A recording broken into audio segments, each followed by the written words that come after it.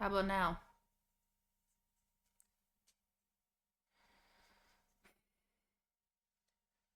Can you give me your headset?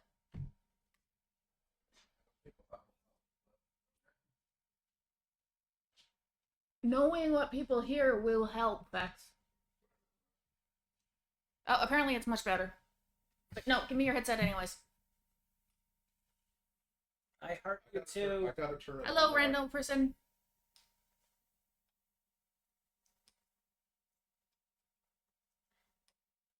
What are you doing? Turning it on. I know how to turn on the thing.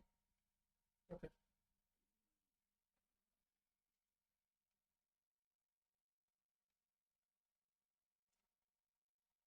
You're the entire peanut gallery? Damn. Nice. So do your thing with the headset.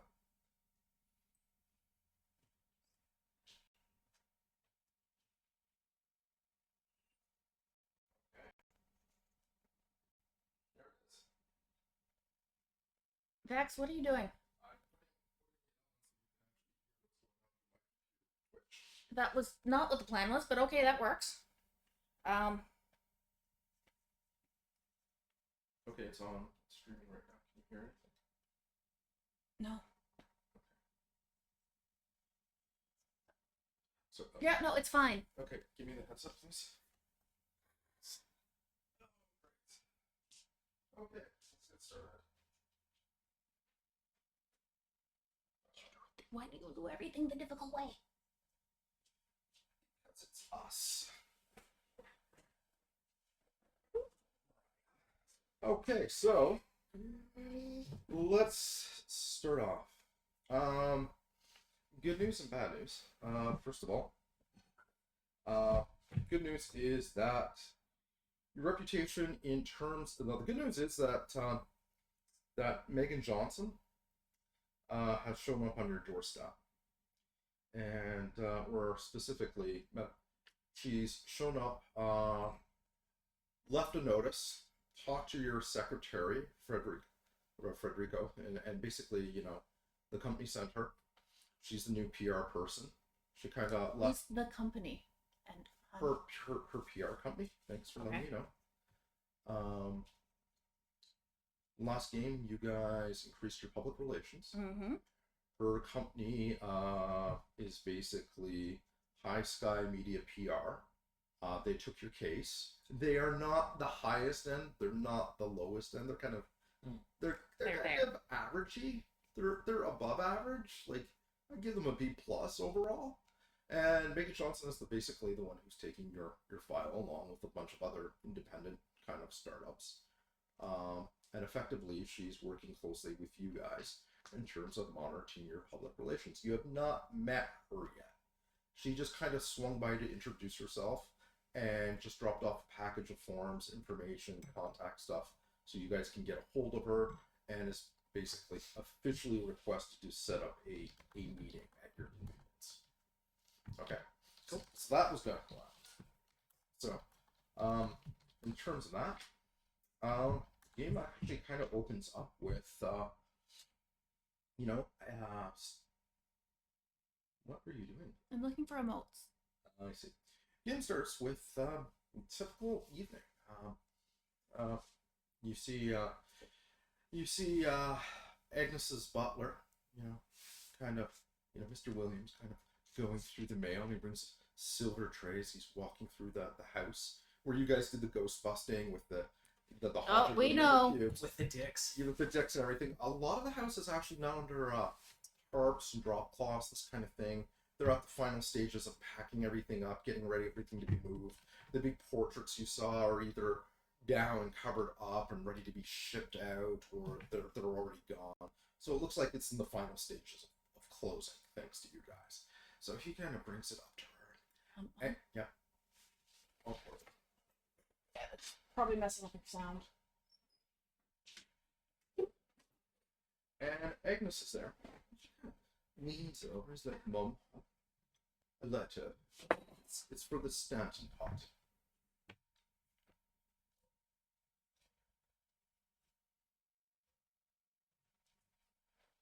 You can still talk. Yeah, I know, but you were blocking my way.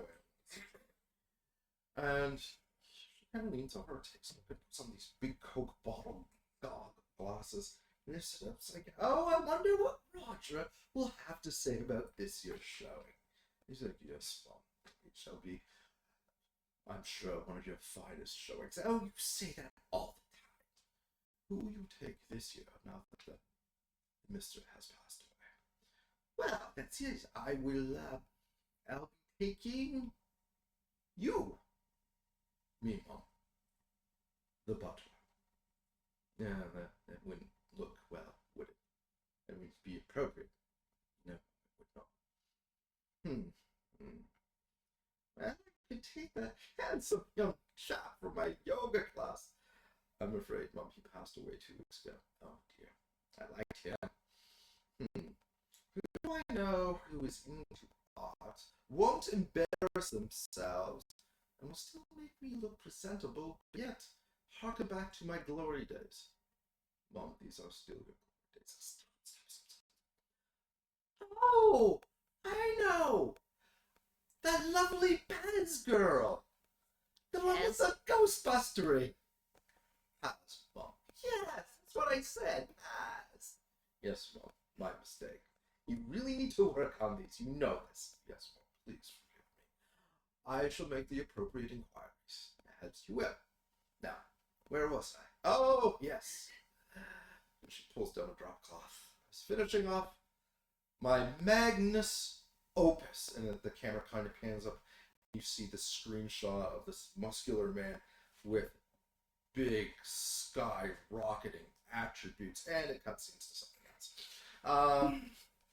We're over at we're over at Victor's house. It is pot roast night, and I'm sorry.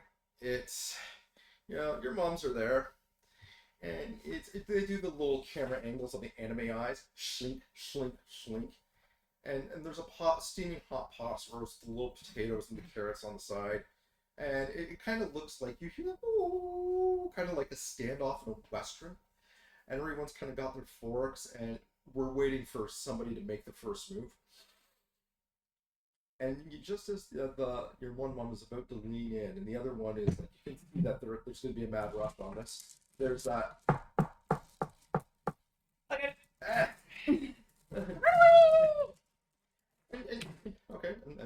Okay, doors there. Knock. There's a gentleman in a suit there, and bald head, and it's like, what's your last name, by the way? Hamburg. What is this? The Humbug residence? It is. You must be Leslie? Victor. Oh yes, the offspring. Good for you. This is for your mothers. And then there's 2 envelopes and like gold script across it, like, really weighty, very nicely done. And just kind of gives you a curt bow and, proceeds to head off. Honey, who was that? It's a delivery guy. He's delivering a couple of gold leaf letters. Are those the invites for the Staten party? No idea. Oh my god, honey, look! Oh, we're in again this year! And they kind of give each other high fives. And they're like opening through this, like, oh my, yeah, here it is. And they're like, oh my goodness, can you, they've got Agnes Billowsworth is going to be there this year? Yeah. Oh, that's fantastic. Oh, I love her work. She's so ever, I know. Okay, so, what are you going to wear? I'm going to wear the black number. What are you going to wear? Well, I was going to wear my black number. I was thinking about going a little more. By this time, I have just piled food onto my plate, and they kind of look at you at the same time as you're eating. And what are you going to wear? You are coming with us this year. You got out of it the last 2 years, and you said last year that you would absolutely come this year. Yeah, but as a verbal contract. If you remember, mm-hmm. the year before that, I also said that, and if you have not been able to visually have a visual cue on avoidance behavior.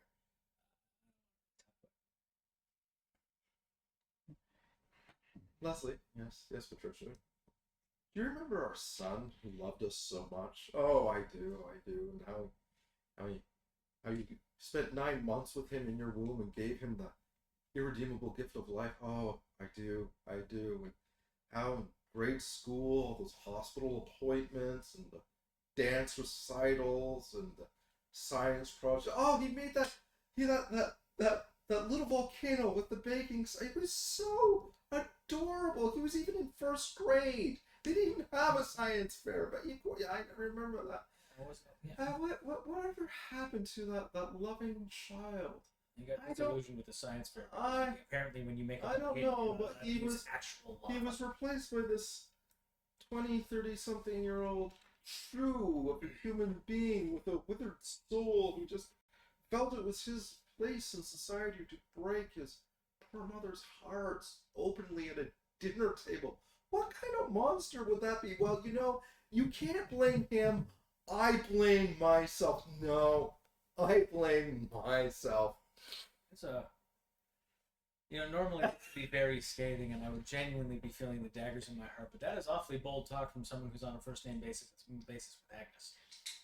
And they kind of give you that the camera does the close up of the eyebrows kind of twist their head and go up at the same time, and they kind of sit down on either side of you, and they're both like, "Darling, honey, more potatoes." I don't mind if I do. So camera pans out of that, and we have across the city. You're hearing just like a wide shot of New York, and you hear at a door kind of off in the distance. Hello? Oh, lovely! We've been invited. Who is it? Oh, Mr. Stanton has invited me. Martha, there's someone at the door. The Stanton party. We're in this year. Oh. And then you hear one voice. It goes off one after another. And then you hear another familiar voice. All right, I'm getting off of the Hooper. Who dares knock on the Wildcat's door in the PM? The Stanton party? Never heard of them. Well, can't be a real party unless it's a Wildcat party. Am I right, Jeeves? Nah, you look like a Jeeves. Let's just call you Jeeves. It's easier. That way I don't gotta remember nothing. All right, I'm gonna go find my best pair of American boxers, and it will be dancing time. Well, okay. So, next morning, you see a little cup of espresso with the steam kind of rising up, and you hear a mechanical voice of chrome and gear and pistons. I understand your predicament, but honestly, Federico, I think you would look better in the blue. But it's a cravat coffee machine. I know, but blue is more your tone. It suits you and sets a soothing mood. He's not wrong.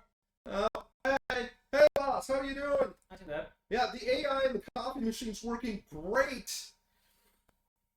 And he puts the coffee down, he sits down, and he's like, busy day. Yeah, just hit me that way. Where are you pointing to? I was pointing to like the little PK meter that's like just off the desk. And it's like, yeah, and he kind of slides it over. The machine. And it's like, but strangely enough, when you kind of wave it around behind you, it's kind of pointing at like the one filing cabinet. It's kind of like one or two, and that's when you hear slurp, and out comes this kind of green tabby cat, and it kind of looks at you, and it releases this kind of haunting, echoing meow. You're the cutest thing ever. And he Oh my God. and he kind of walks up towards you and he's leaving like ectoplasmic foot paws behind in its wake, and he starts like rubbing up against your leg and like soaking your pant leg. And He's so cute though.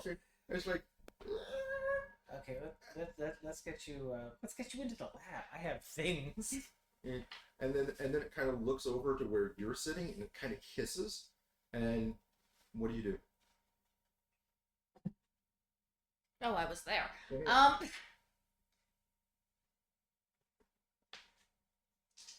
Doesn't it like me? Yeah, that's when you notice that there's a mouse behind you, and the mouse is like, it sees the cat, and it kind of goes running behind in the hole in the wall, and the cat's like, and it just kind of leaps and starts running in midair, and then you see the mouse dart into a little hole, and the cat just hits it full on, it just starts oozing down the wall. Huh. Where'd the cat come from? And why is it green? Well, standard ectoplasm is normally like kind of like a lime greenish, kind of in the neutral thing. If you go into the positive spectrum, it gets almost like a really pale, almost pink color. And if you go to the opposite spectrum, absolute negative, like negatively charged, it's horrible. It's black slime. Don't touch that. It's caustic. Ding ding. Little bell rings. Here it comes. Speaking of which, there is a tub labeled black slime. Don't touch it. Hey, Frederico. Hey. Hello, Mr. Moore. How are you? Oh, good. Doing good. Hey, is that your Pinto up front? You know, we got Pintos at my lot. Just saying. Hey, man, how you doing? Hey, and he's got the full chicken suit on, and he's got the steel cage with like a chicken in it. Hey, It's like, hey, Victor Rooney, you still take me up on the offer. I mean, 10%, nothing to sneeze at. Anything pre-1983, I can do that just for you, because I like you. It's like, sorry, the chicken suit is throwing me off. What's up, man? oh yeah, I know, like, cluck, buck. I mean, you gotta go with it. So have you given any more thoughts to the wife problem? Yes, I'm, Federico, did you set up a meeting? Yes, we did. That when? Yesterday at 2 p.m. Is that when you set it up, or is that when the meeting is supposed to be? That was when the meeting happened. I was not here, though. No, you were not. Federico, when I say I want to set up an interview with someone, I mean I want to interview them. Right. Yes, that would explain her agitation. Okay, duly noting that. Just gonna put that on here. You know what? You know what, Mark? I'm gonna give her a call now. Okay. Go to my office. Oh, Federico! yeah, boss. Number! Oh, yeah, right here. Forces, and that, and extension 219. Thank you. I'm gonna see if I can follow the cat's goo trails and clean it up, I guess. Okay, so you're Squeegee. speeding. There's an aerosol spray in the lab. I don't want to touch anything in the lab. Just touch the aerosol. It's. Hi Last there. thing you told me was safe. Hello there, you've reached Tabitha's erotic hotline. Psychic eroticism for those who are adventurous. You really got. Shush, I'm talking. Dial 1 to speak to Tabitha. Dial 2 to leave a message. Dial 3 if you are that deadbeat lawyer representing my deadbeat husband and need to have somebody sue you even further. What? Hi there, you are... Wait a minute. Are you dead? No. Oh, what a relief. I was getting these really strange vibes off the phone. That explains that. Yeah. Listen, Mrs. What's her last name? Chabowski? Mrs. Chabowski. My name is Miss Chabowski. Miss. I'm in the middle of a divorce. Yes, I am aware Yes. of that. There is a 6.5-foot tall chicken in my lab. Oh, is that son of a bitch there? Listen, I told you It's over vampire like- lawyers, I'm not dealing with anything. I've got a lawyer for you. Talk to my lawyer, he talks to you. So you Not a lawyer. calling me at my place of Not business, a lawyer. I swear to God, Not a lawyer. I will kick you in the... Wait, you're not a lawyer. No. Then why are... Oh, professional call. Yes. Hi, this is Tabitha. Well, not that Oh, professional. okay. Well, I mean, although I would like Is to it hire or is it? I need to know if I'm charging you hourly rates or not. Also, do you have an account here, or are we just doing this by credit card? Because I'm gonna need a number with a verification code. Oh yeah, no, that's not happening. My assistant set my assistant set up a meeting yesterday at about 2 p.m. Oh, you're from And- those Ghostbuster And people. for some reason, he decided to book that appointment when I was not in the Yeah, office. yeah. I would have been a little bit more annoyed, but he's got a cute ass. You gotta keep him around. Yeah, aside from that original stuff. Okay, so what do you want?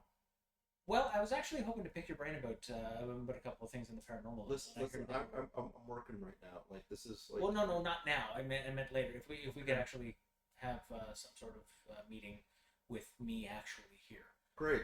Stardust Cafe tomorrow, 7 p.m. Don't be late. I'll be at table 13. Ask for Tabitha. Stardust Cafe, 7 p.m. I thought it was 7:30 p.m. Oh, and you may want to bring a handkerchief for tonight. Just cosmic vibes telling me that might be important. If I'm going to the job that I think I'm going to, I'm going to need more than a handkerchief. But thank you very much for the help. All right, I'm not going to yuck your yum. Nice talking to you, Vincent. Nope. Dragon. Click. Ah. So at this point in time, you're on the phone. You're dealing with that, and you got Paz going. And door rings, ching ching ching, and in comes Agnes. Agnes and her thick black fur mink coat, and she's rocking her kind of her heart-shaped glasses with the red rhinestones in, and her hair's done up really tight, and she's just walking in like she owned the place, and her butler's behind her, dressed in the chauffeur Butler clothes. It's like, Paz! It's so good to see you! Oh, I love this place! It's so retro decor. It's getting fabulous with a little edge of punk mixed in with millennialism. Oh, it's you. I love this. And the chicken man! For irony. It's right? Irony? Hey, lady, I'm a customer. It talks! Perfect! Oh, that reminds me of an installation piece. I was in Rome at the time. I will tell you, some things about Picasso should not be left unsaid, but I will say this man was hung like well, anyway. Are you busy right now? Of course you're not. You always have time for me. Have a seat, even though it's your seat. It's your place. It's actually his place. He's on the phone, and you see him kind of through the booth, kind of. Yeah. He's like, have a seat. Oh, and you've got a coffee machine. Would you like a coffee? I'm So good, this but dude would would you... like a coffee. Bring her a coffee. So he goes over to the sentient machine, and the machine kind of says, how may I serve you? I'm the butler. Oh, another humble automaton. Yes. And so a few moments later, you hear this in the grind, and the coffee just slides over there, and he's standing beside her. So I have an indecent proposition for you, and I know it's not what you think, but I need a +1 for a very formal event tonight, and you are the sixth person who came to mind who's probably available, and I just could not be seen without you. Unless it was one of the other 5. They're all dead. That would be awkward. It would, but since this is part of your profession, if anything happened, I'm sure you could still make an appearance after all the wonderful job you did on my lovely home. I'm hoping I don't make an appearance after I die, but not entirely relevant. So, what's this event? Oh, I'm so glad you agreed to come along. It is the Stanton Party formal attire. If you don't have something appropriate, I will be more than glad to provide something. I think we're the same size. You remind me of a younger me when I was your age. I still have many of those dresses. You should swing by. We'll get something daring and apropos, but not too over the top, and something that sends a message, but not a threat. Something provocative, but subtle, like a lynx at night in a Ferrari. What? I think I'll be able to find something. We will see. Be at my place What's a Stanton party? It's a Stanton party. What is a Stanton party? Oh, the humor on this one. Oh, it's such a wild card. What Stanton? Oh, dear. What is this Stanton party? Be at my place at 6. We'll have you all kitted out to go. Oh, I needed that. After all the turmoil of selling the house, I needed that. Thank you. Oh, we got a live one. Oh, we're going to kick up our heels like it's 1972 all over again. Yes, Mom. I remember that night. Very well. Thank you so much for the hospitality. Enjoy your coffee, and I will see you 6 p.m. tomorrow night. Off we go. 6 p.m. tomorrow. Okay. Take care, Victor. Nice to see you. Give your best to the little chicken man for me. He is so adorable. Lady, I've told you, you can talk. And she kind of goes off. Ding, ding. And at that point, she's like, okay, Stardust room, something, click. Is that Agnes? Yeah. Nice. Alright, Mort, I set up another meeting with her. It should be fine. A meeting? Are you crazy? No. Look what she did to Elizabeth! And puts the chicken like right on the desk in front of Frederico. It's a chicken. It's Elizabeth! So you named your chicken. She's my lady in waiting. Because while I'm waiting to get divorced, Elizabeth and I had a thing going on, and the missus found out, and now she's a chicken. Are you sure Elizabeth didn't find out that she was just a stand-in and, just left a chicken behind for some reason? No, she's a chicken. She's a chicken. She's been chickenfied by soon-to-be.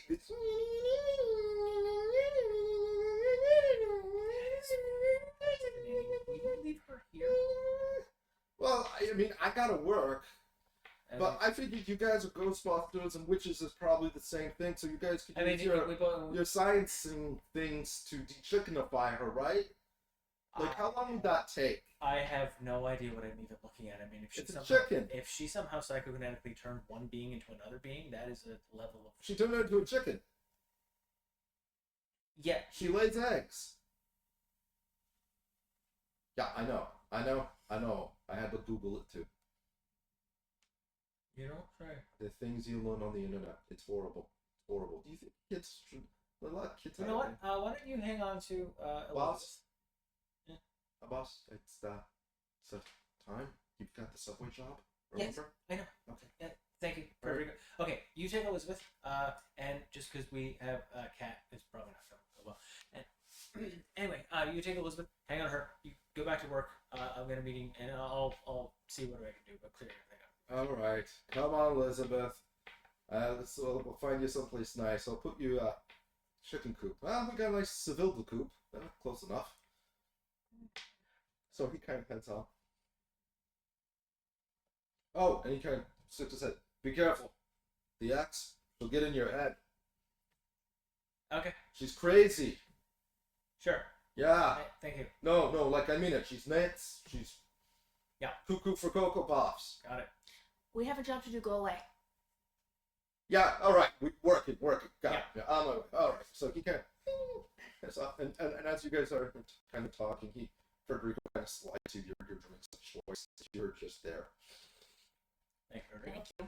I've got the CRB set up, and packs are already in there. I got you the new parking permits for the downtown district, uptown district, and the burbs. And on top of that, I made sure that the sirens were working. They were getting a little twitchy this afternoon. Okay. I boosted your meeting for tomorrow at 7 to the next day. So you've got time for your meeting with his ex-wife, the witch. Yeah. Write down witch. You've got Biff and Sully this morning downtown. And as far as that's everything on the docket, I've put out a thing of cream for the cat, thing of cheese for the mouse, and if anything happens, I will let you know. Also, there was a guy from the environmental agency who swung by today. Very nice gentleman, very, very, very nice gentleman.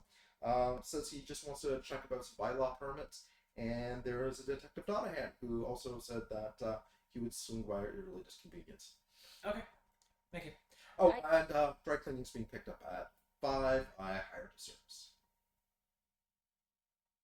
For what? Dry cleaning. For what? Well, the guest towels and the clothes and all those rags I found in the back. Tell me you didn't go through the lab and collect things and give them to civilians. Okay. There you go. Mm-hmm. Do you like this job? Mm-hmm. Never do that again. How did you know? You told me not to tell you.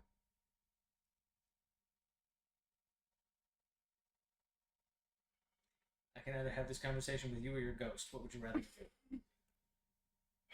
Do not give material to civilians. Call dry cleaning service back ASAP. Some of that was experimental stuff. Oh. Yeah. Oh. So just Oh. flag the Mm-hmm. the dry cleaning service. Right. They're probably going to be calling us within the next week. Okay, got it. Sure thing. Also, just put in the lab aerosol can. It's for the slime. Ah, thank you. It just speeds up the dissolving. All right, so what are you guys doing? Get dressed. All right, Jumpsuit on. we do the montage. You guys jump into your jumpsuits. Packs going on. Well, no, we have to drive. All right, jumpsuits on. So, imagine like, yeah. Okay, so who's got the keys to the car this time? Why would I have the keys? Oh, they're hung up. That's why we couldn't find them. All right, so make your driving roll.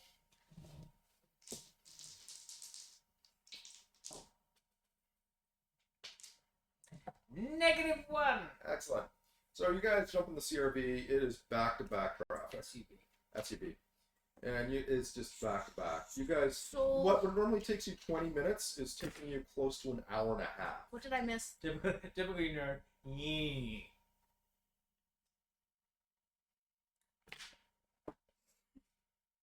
So we walking? You're parked on the highway. Radio is on right now. It's like, yeah.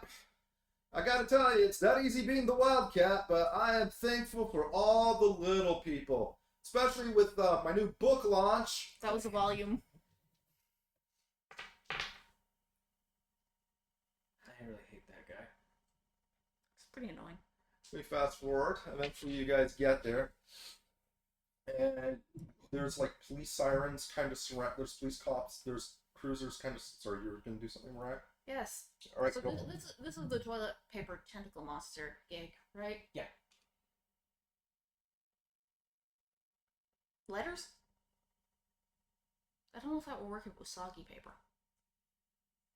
I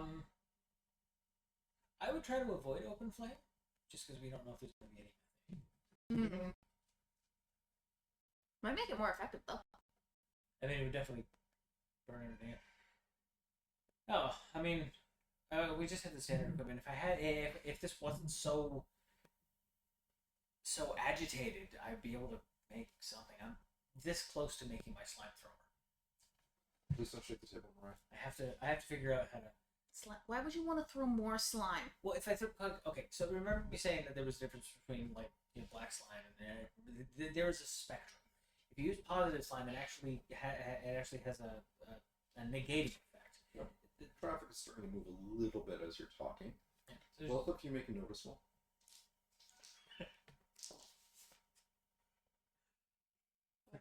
three. Why are you laughing? The last time this happened, we just happened to be like next to Detective Donahue. I rolled a 0. All right, so you see this as you're kind of turning the corner. You see a pair of eyes looking at you in this big, shitty, smug grin, wearing like a paisley iridescent sports jacket with a neon blue bow tie. And you know that look, and you know that face. He's looking right at you. It is Tucker Wildcat Carson. And then you realize as the car beside you goes down, it's actually the billboard for Tucker's The Wildcat movie coming out. Why? The life and times of a wildcat gone mad in society. A true autobiography. I'm so glad I rolled 0. Why would you draw more attention to the throat people want to punch? You look at the thing and it's like a big billboard advertising the movie, and it's kind of got him kind of like that sports jacket just pulling it over so you can see an S, underneath. Anyway, Why? it got me thinking. If you get enough, and when I say enough black slime, I mean a lot of black slime to get it. It's caustic. It's actually quite acidic. It's bordering on super acid. But If you get enough of it concentrated in one area, it can actually act as a portal. And it got me thinking about those doors. Mm-hmm. So if we have a way to, What's that noise? if we have a way to close the doors without having to enter into a conversation with wooden Jesus again, then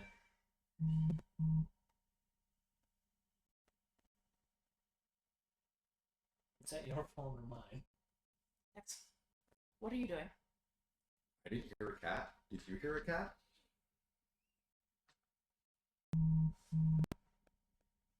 Next, stop your phone from constantly buzzing. No, that's actually I put it on there for the cat sound. Okay, we'll stop the Right. constant buzzing.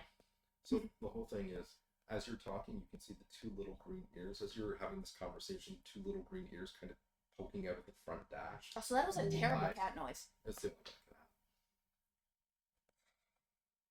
He's just looking at you. You can't be in the dashboard. And he just kind of flirts out and kind of sits on your lap.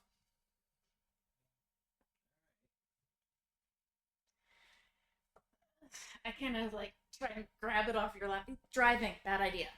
Okay, so you grab it and you reach through the cat, and your hands come off covered in the goo. Just go over to Come on. Go over to pass. Go over to pass. Roll for rapport.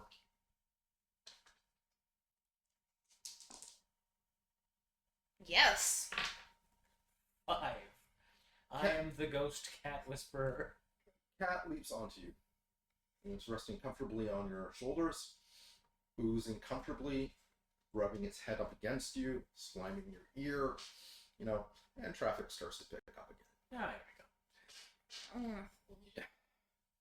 25 minutes later, you arrive. I already got one. And you come out and you're like, the cat is staying with you. The cat's kind of like looking at you, not sure what to do. Dude, wait in the car. Kind of goes into the car and leaps into the hood. Not in the engine. Go to the back seat. And you see it go kind of slurp from the hood through the windshield into the back seat, leaving like this contour of slime through the car. Well, I wonder what the slime's going to do to the engine. Probably nothing. It's probably burnt off by now. Oh, okay. All right. So As I said, normally it just kind of degrades, but if it's exposed to any extreme Mhm. things, extreme temperature changes, that sort of stuff. Hey, guys! Look who it is! Look who it is! But You got the packs on. I was just moving the metal. Okay, you're snapping your packs on. Grabbing stuff.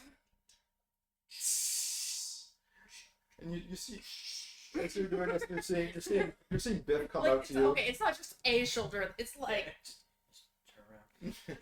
You see, Hey! hey, how's it going? He's a short, stocky guy, dark hair. He's got like the construction kind of outfit on, with the sanitation crew badge. He's like, hey, whoa, prepping up for the big shindig, huh? Listen, man, it is a mess in there. It is a mess. They had to cordon off the whole area.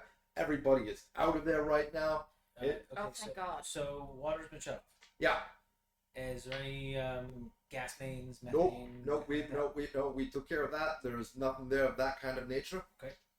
Water's been shut off. We are on just basic lighting, electricity, nothing fancy. No one's down there? Just a security guard making sure nobody goes down there who ain't supposed to be there. Okay. Alright. Let's do this.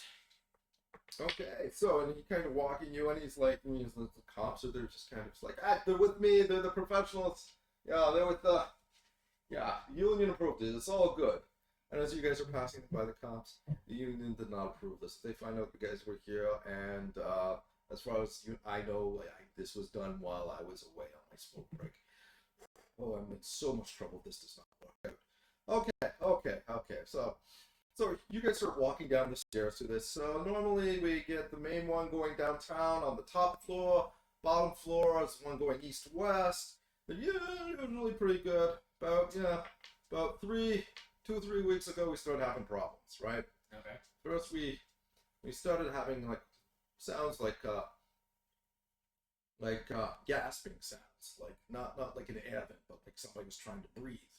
There are complaints from investigators. Nothing there. He's walking downstairs, and you see another couple of construction guys coming up, and it's like, one guy's got named Mike, the other one's got Ted.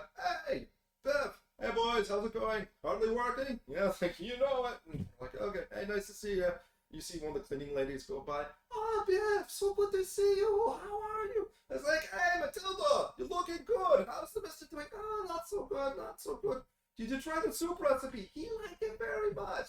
You're 1 in a million. So you guys are going down. So Okay. and he's like, so we got the gas leaks out, not stop. And a couple days after that, toilets started flooding. Fix them. Turned off all the water. They started flooding with no water in them. Doesn't make sense, right? And things started just disappearing and then reappearing. And then What things were disappearing and reappearing? people were putting cell phones down, people were putting tools down. Matilda was in there cleaning, the entire cart vanished right behind her and appeared in the lobby area. People haven't gone missing though? No one's gone missing, but I mean, and then last couple of days, What do you mean, damn it? It's just the last couple of days? yeah, toilet's been attacking people, trying to bite down on them like mouse, and then the toilet paper started getting tentacles like octopuses, and start dragging people in. Were these all these are all brand new brand new toilet bowls, like Not really. We just maintain them, clean them. no, I mean like but they were installed. They were installed about maybe 10, 12 years ago. Okay, so yeah, relatively. Yeah. Yeah, we never had problems like this. Like, you hear stories about the subways, but in the bathroom, the men's room of all places, man. Well, yeah, you hear stories, but not like, toilet paper monsters. And then you guys kind of get down there. Why are you making that face? And they've cordoned off the area, and they've actually sandbagged some of it. And you see there's a guy there, and he's got a construction hat on. He's very tall. He just kind of looked at my buddy Sully. Hey Sully, and Sully kind of nods to the both of you. Any movements? Shakes his head, pulls up the binoculars. The bathroom is like where the end of the hall would be here, where the door to the outside would be. So it's about 40 feet. And Dramatic? Yeah. It's like, and that's when you hear a sound like thud, clamp, and the metal door is like slamming itself and opening itself and slamming it, and then it just stops. And then you see like toilet water kind of seeping underneath the door. See what I mean? There's no water in this building anywhere. It's dry as a bone, and yet there we be. All right then. You are way too excited about this. This is literally what we do. You're still way too excited. All right, we'll look into it. All right, So, hop the sandbag wall. we'll be right here. And he kind of takes out another helmet, puts it on, and kind of like they're both kind of like eye level. Yeah, Sully, I know. Damnedest thing I ever see. Brave souls, the both of them. Just glad it's not me going in there. And I was only disappointed because I wanted it to be one specific. I've been chasing a toilet for like You've been chasing a toilet. 10 years. Yeah, it's the Phantom Flushing toilet. Okay, so in 1907, Edward VII was gifted a brand new state of the art at the time. He's actually collecting it. Funnily enough, Prince Charles actually continued on that. He has an entire collection of antique toilet bowls. Not the point. Moving on. Apparently, the guy who gifted it to him had a... The door is doing that like very slow, creaky horror movie kind of. Kick it open. Yeah. So, Okay, so both of you make a notice roll just to kick things off. Lol. 2. Okay. Even the fake dice don't like me. What the fuck? 1. All right. So you definitely. They've got about 9 stalls on the right-hand side. Graffiti, various states of repair and disrepair. It looks like graffiti gets cleaned, gets put on, gets cleaned off. Some of the mirrors are kind of stained, others are kind of cracked. It looks like they get wiped out every once in a while. Mm-hmm. The place just reeks. It smells like a decrepit men's bathroom. This place is long seen since its glory days. And on top of that, you've got you notice this, the ectoplasm on, like, they've got, like, for all the bathroom stalls, most of the doors are just dripping with ectoplasm in thick globule pooling over the toilet. You can see one toilet where it's glorp, glorp, glorp sliding down the sides of it, and you can see at least 2 of the mirrors have had, like, entrance points where a ghost has probably passed in and out of it. And that's when you kind of get that little grip on the shoulder, and you look up, and the ceiling is just saturated in ectoplasm. Well, I mean, it's cleaner than I've heard many classrooms usually are. This is actually, yeah, that is a fair assessment. Anyway, back to my story though. Turns out it was an assassination attempt. Someone bound a Turkish drowning demon to the toilet, and there was an uppity servant who wanted to use the toilet before Edward, and he got dragged into the toilet, killed. So the toilet was removed from the palace, and it has been passed down. It's been passed from person to person. It's been kind of going all over the world. No one's thought to destroy the damn thing, but no, I want it. So many tests. And this is why it hasn't been destroyed yet. I'm not gonna use it. So both of you make athletics roll. Fuck you, dice. Even the fake dice don't like me. 0. 1. Okay, so the first toilet, the lid just flips open and a geyser of water just goes shooting up. All by the seconds, like boom, boom, boom, boom, boom, and it is just raining down like sewer water. So it's making the floor incredibly slick and slippery. It's kind of making things kind of hard to see because the sprinkler system isn't coming off right now, but it's kind of messing with that. So basically, you've got like a thick layer of toilet mist water coming down. You've got the ectoplasm and the goo and the water from the toilets overflowing, not like feet, but like inches over that. So this place now has the aspect slippery when wet. And you hear this gasping kind of coming from, like, everywhere. Well, you think for everywhere, kind of like. It sounds like a human.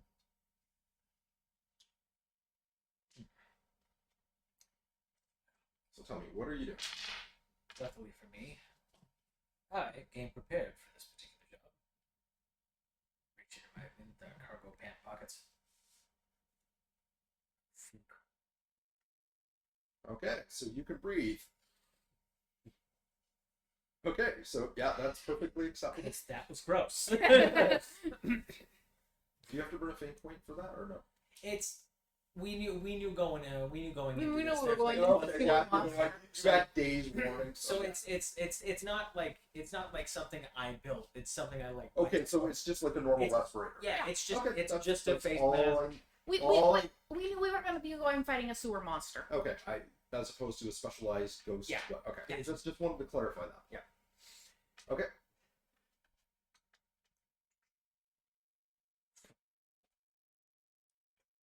Let's do this. Can you figure out where it's coming from? Because I'm just hearing everywhere. It's gonna be like Bane. You stay here. You're doing this on purpose. You're exaggerating it. Yes, I am. You merely adopted the dark. Okay, I'll stop. Okay. So, what I'm going to do is I'm going to go in there. And when it attacks me, blast it. You've seen my aim. Do you want to go in? No. Do you want to get hit with the blast? So don't hit me. The only way you're going to get better is by practice. Okay. You're gonna get hit. I have faith in you. That's stupid. Water's flowing over. The water's eventually stopped, but the aspect is still. Yeah. So, kind of walk in. I would like to try and... I'm just gonna try and carefully, like, lead where Charlie's character is. When you say carefully lead, what do you mean? Like, I'm gonna lead the shot, basically. I'm basically trying to aim, but not at Charlie's character. Okay. So you effectively are trying to set up an aspect. Yeah. Like, the stalls are on one side. I'm going to be going on the other. So, like, effectively, if you aim roughly where the stalls are. Can I see your character sheet for just a split second, Charlie? Sorry, I don't have my copy on me. You don't need to look at it, Brian. I was just double checking what his name was. Yeah. Okay. Can I get you to roll notice roll to do the leading thing? It's effectively aim. You're setting up an aspect. Yeah, but why is Charlie's character doing it? No, you're doing it. Oh, okay. Yeah, that makes sense. Notice? Yeah. Fuck you! 0. Okay. You're like, okay. There's a lot of mist. There's a lot of water. It could be worse. It could be worse. No, I got this. This is okay. So you kind of look at Paz, and you like the way that Paz has got the gun aimed. And most of the time, it's aimed in front of you. A couple times when Paz gets distracted, it's pointed at you. So you're doing that thing where you're kind of like, you're consciously trying not to be in front of the gun. Maybe aim it at the stalls where the ghost will come out. Just a thought. I thought you said you were going into them. I said I was going into the bathroom. I didn't say I was going in. I thought we were in the bathroom. We were still standing at the door. Like, the door's open, and then it's just... Alright, so what are you doing, bathroom canary? Destroy the Horcrux. Alright. So, because I've seen... You haven't actually told me you got your PKE meter out yet. No, not yet. Okay. Alright. But I did put my goggles down. Okay. You know what? I was going to kick them open, and I realized that the floor is very slippery. That would be dumb. Speaking of which, if you fall down, try to fall on your face. These are the old proton packs. They're kind of flat, and that is when the toilet, one of the stall doors swings open, and you see these 4 large tentacles. You know how I said they were little paper wispy things? These are fucking Kraken octopus style tentacles, a la 2000 Leagues Under the Sea. Are they still made of toilet paper? They certainly are. Huh. However, it looks like it may have been used at some point. Gross. Yeah. They come flooding out and try to grab you. Make an athletics roll to get out of this. Tuck and raw, and avoid the poo-stained tentacles. Tuck and roll onto the poo-stained floor. It's gonna be so much poo. Okay, go for it. 1. You do it! Yay! So, tentacle 1 comes around wrapping your leg. You're able to pull it out. The other 2 come darting at your arms. You duck. One kind of snaps. You're like, ha-ha. The other ducks, ha-ha. You know, and then you kind of do the tuck, drop, roll, and baseball slide accidentally. For anyone who was watching, they would assume that you have, like, spent hours in the gym training under an Olympic-style athlete, not knowing that you're kind of half falling, half sliding. It just... Sully and Biff are like, man, these guys are good. Look at him. What they can't hear is fuck. Like, you're running away from one tentacle, you start sliding, and for everyone watching you, it's like you're doing the Matrix thing back. And whereas the arms are whereas it's your back is like, oh my god. Duck season, fire! Well, yeah, I'm just waiting for the GM to stop talking. Yeah, so fire away. What's next on you, Charlie? -1. Jesus Christ, really? I have not rolled even. I haven't even rolled neutral this game. It's just been negative the entire time. So you're seeing him do the involuntary Matrix roll, trip over himself, and do a barrel spin. The tentacles miss him. They turn around the corner, and it's like, you got it. you pull back, and the arc goes wide, and then it goes down. The tentacles retreat, the door slams shut, just as you hit full on, and the particle blast just kind of sprays. When you kind of gear down the gun for a second, like, mirrors are all kind of melted along the one side. You might as well have just written your name on the ceiling. 6 out of the 9 stalls have been, like, smelted down to slag. And porcelain doesn't melt, and it's been melted down to slag. There's only 3 stalls in the middle left. And the thing is, for some reason, Victor is there, and where the beam went, it was like this perfect outline around it. Sure you still want me shooting? You didn't hit me, though. Yeah, I'm not sure how that happened. Just gonna just step away from the me-shaped holes. Tap.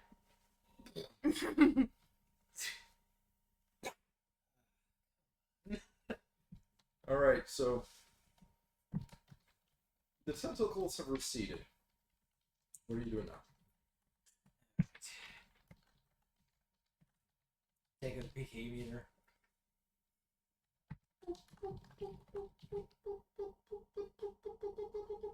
In the middle stalls there, and you roll for notice. It's kind of ranking. It's not ranking like it's ranking low level ectoplasm. And you see a pair of translucent brown trousers hanging around the ankles of ghostly legs that don't look like they've ever been shaved, wearing a pair of beat up old dress shoes. Like, the door's here and there's that gap. That's Yeah, what you're seeing.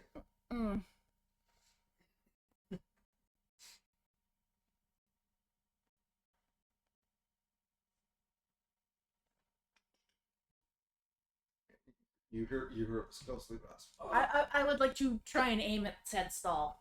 It's one of the only 3 standing. I mean, so Victor is here. The stall is there. Yeah, I'm trying to aim. Okay, so An aspect. okay, I'm gonna just give you this one.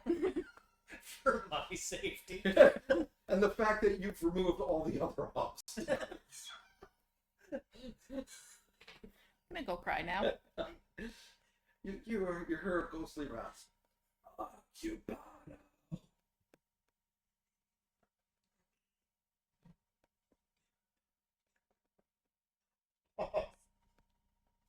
Occupado. Like potty. Because he's out of the toilet. Fast. Do you want me to aim at you next? I'm giving you gold here. I just aim at it's in this one. The containment stream. Hit the what? Just shoot it. I would like to shoot. Okay. Okay, so you're rolling. -2. I'll tap the aspect that you let me set up to make that a 0. Yes! Imagine like, alright, shoot. The stall!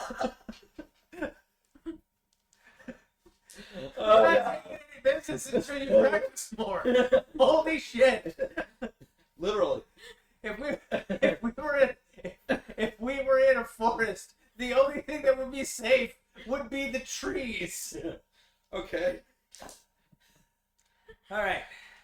So, shoes one. Roll the 4. All right. So, your particle beam pulverizes the one bathroom stall, slags the wall of the other one, and there's this ghostly apparition of a homeless man with bald hair, big gut, with his pants around his ankles, and the head just twists like 180 degrees and releases this feral scream. And you're not sure if he's screaming because you're shooting at him with a nuclear proton pack, or he was trying probably to take a shit or something. But he just does, grabs what his heart would be and leaps up into the air. And that's when you're like, bam! He's so focusing on the distraction that you just Yes. short shot, you know, A distraction. and the particle beam, you hear the beautiful hum of the backpack. It's this sleek, nice black steel contraption you put together. The beams kind of arc out to the side and kind of fold in and form this one perfect line, and it just lassos him perfectly. And he's flailing, and he's just waving his arms, shaking his little feet, his pants kind of wiggling around his ankles. That's why. See that. Okay. So, next round. One for you guys. Kindly get the trap ready. I would like to get the trap ready. Athletics it. Yeah, effectively you're just kind of like rolling it. And what are you doing? I am going. Oh my god! I rolled neutral. I'm going to trying to wrangle him towards the trap. Alright.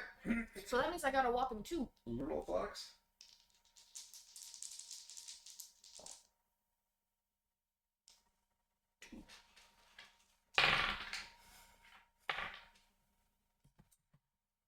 Oh wow, he goes down like that. You're just like, you're like, okay, that's fine. Fuck the gun, got the trap. Those years of curling better have paid off. You know, running, you just slide it, and actually you bank the shot so it hits the door, bounces off the one remaining thing of the toilet thing, does a 360 spin and lands directly underneath him. And then it flares open. You kind of like, he's struggling back and forth. You're going ding, ding, ding. Girl's Got Talent. And you kind of start, and you see him arcing one way, and you're like, no, he's gonna fake me out. And you compensate the other way, and you called it. Snap. The light shines. Trap closes. Boop, boop, boop, beep. You have Ghost. And you guys are like, you got him. All right. And like, bathroom stalls are all slagged. Porcelain's all charred. The walls have been burnt through, cut out. The ceiling has been completely bisected. The tiles have been shattered. But the good news is that with all the holes in the ground now, all the water, poo, burning toilet paper, and ectoplasm actually have some place to drain into. Well, that's good. So just put the goggles down again. Bring the PK meter. and it's really weird because behind the one stall he was hiding is this wooden door with this kind of claw handle, and it's got this ornate filigree surrounding it, Here, look. and it's starting to melt very, very slowly. It's another fancy door. Yep.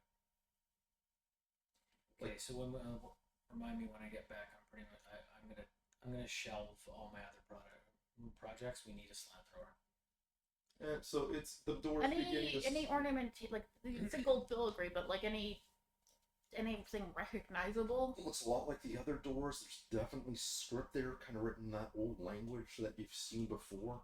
Can I quickly take out a pencil and paper and take a rubbing? Yeah. Alright, great, I do that. Okay, so, I was gonna say, why don't you just take a picture? But I remembered you're an artist, so yeah. So you actually pull out, you're like, shit, I've got this, you know, and you start doing it. The door is literally melting from the top, so you're kind of like rubbing, and the door is disintegrating as you move the paper down.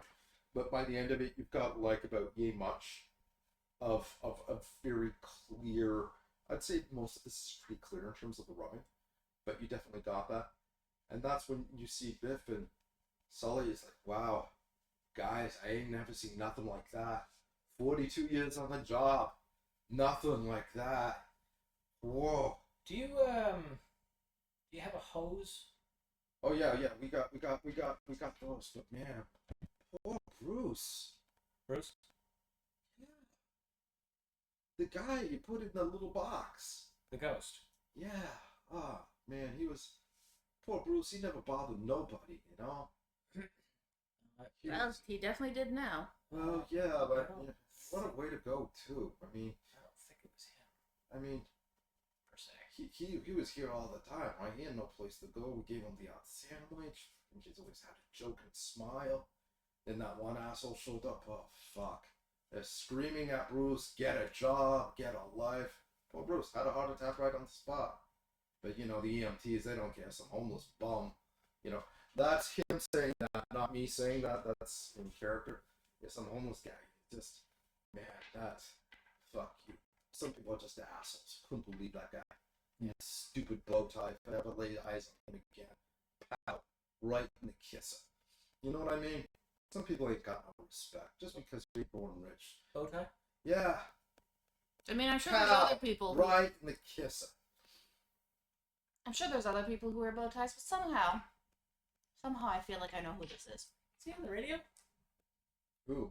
Bruce? No, the guy with the bow tie. I don't know. Can't see anybody's bow ties on radio. Take my photo.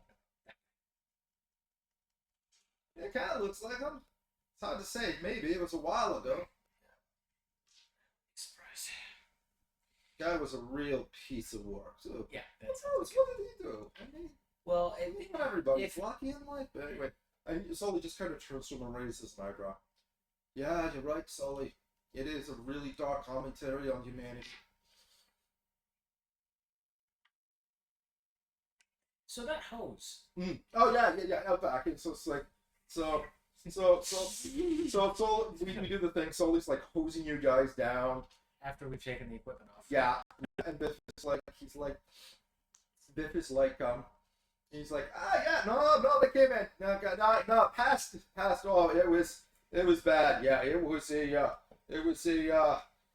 biggest rat beaver, it was a raccoon, more like a wombat, you know, come to think of it, it was a wolverine, more like a honey badger, it just was all crazy. I'm just gonna write down on a notepad, like, termites, structural integrity. Yeah, it was termite structural integrities. That's what it was. Yeah, they had to Fall, like, and I'll just write up a plausible way to explain all of this. So he's Fire termites. he's going through fire termites and explaining it, and he's kind of upselling it, and you get the feeling that the person on the other end has dealt with Biff before, and he's like, Biff, if I asked you a straightforward question, what would you tell me? I give you a down and out lie. Then I will not ask you a straightforward question. Appreciate it. Well, that went better than I expected. Sully raises an eyebrow. Biff looks very concerned all of a sudden. But you guys are done. Right, where we're gonna go. So, next lap. You got a class 1 poltergeist. So you get a perk for the franchise. Sweet. And you made 3K on that. You're telling me the worst job of the lot was the worst paying as well? You guys got that done in record time with no fatalities, despite your best attempt. It is, however, the one with the tentacle monsters. Yeah, but you didn't have to deal with it. He did.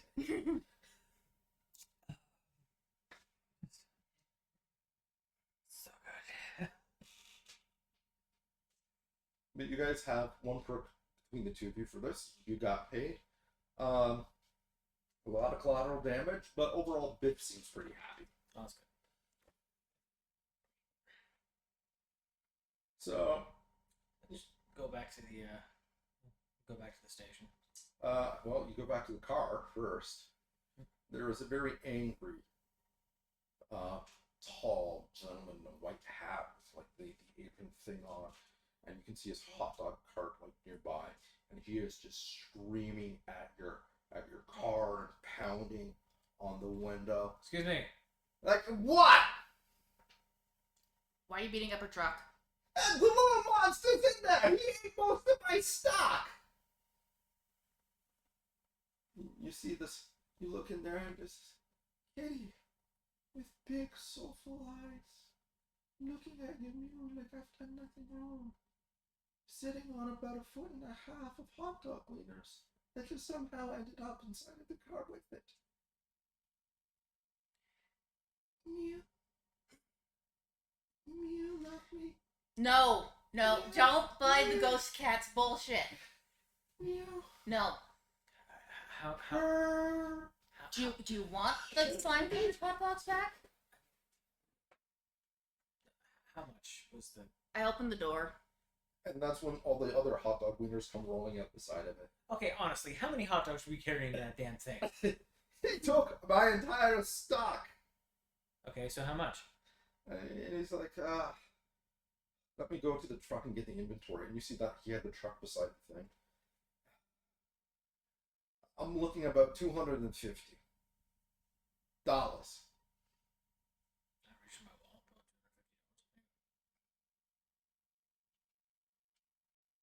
Do you want any buns to go with those? No, I think he's good. No, you got enough. You have enough. You have enough.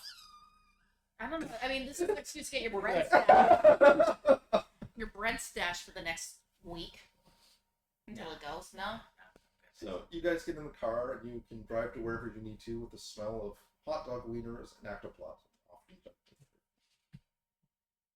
Bad kitty. You know, good kitty. Just feed the kitty. Kitty ate an entire stall of hot dogs. No. Kitty chewed the entire thing of hot dogs. Kitty does not have a stomach. If you will notice, there is a pile of chewed hot dogs under the kitty. Yes. However, it swallowed them, and then it just kept going. Yeah. So you guys are back at the station eventually. Drive in. Frederico's there. Hey, boss. So I gotta find something fancy before, or I'm gonna end up stuck with something Agnes picks out. Oh, yeah, you should definitely. Wait. Why? Apparently, I'm going to some party. What kind of party? What do they call it? Like Stafford party? Stafford party. Stafford party doesn't. That's not even a thing. Staffords aren't even. Well, isn't Stafford a university or something? It is, but a Stafford party is like a jock party. I don't know. It sounded something like that. Do you mean the Stanton party? Maybe. Because Agnes is going to the Stanton party. It was pretty much how I talked my mothers into giving me an advance of my next allowance. But they're huge fans. Which means I have to go. But no, you should definitely go check, because she's not gonna deck you out like a 2-bit whore. You're gonna be the classiest 2-bit whore. No. Don't slut shame. Yeah, this is sex work. I'm not the one who chose that phrase in the first place. Kitty, get out of the car. Kind of gets out of the car, looks at you, like turns its head to you, gives you that look, looks you up and down, and then goes back into the slurp through the door. Goes back into the car or into the building? Building.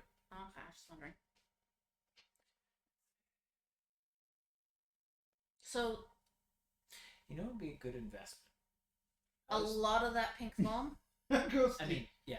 Ghost Kitty needs a ghost spray bottle. Well, what Yeah. I was thinking about having a car wash kind of installed on the site, because I've got enough space in the parking lot to build one. You can just be able to park. Because I have a feeling that there's going to be. A lot of washing this thing. Yeah. Hey, boss. Hey, And Pat. then I guess we could, I don't know, charge people to use it if they wanna. Guys, Car washes make money, right? Somehow? I don't know. We got it. Oh! I'll walk in. Hello? Oh, yes, you must be Mr. Victor? Or is it Victor? I'm not sure. Victor Humber. Nice to meet you, Mr. Humberg. You can call me Victor. It's fine. Thank you, I'm Sally. Hi, And I'm Sally.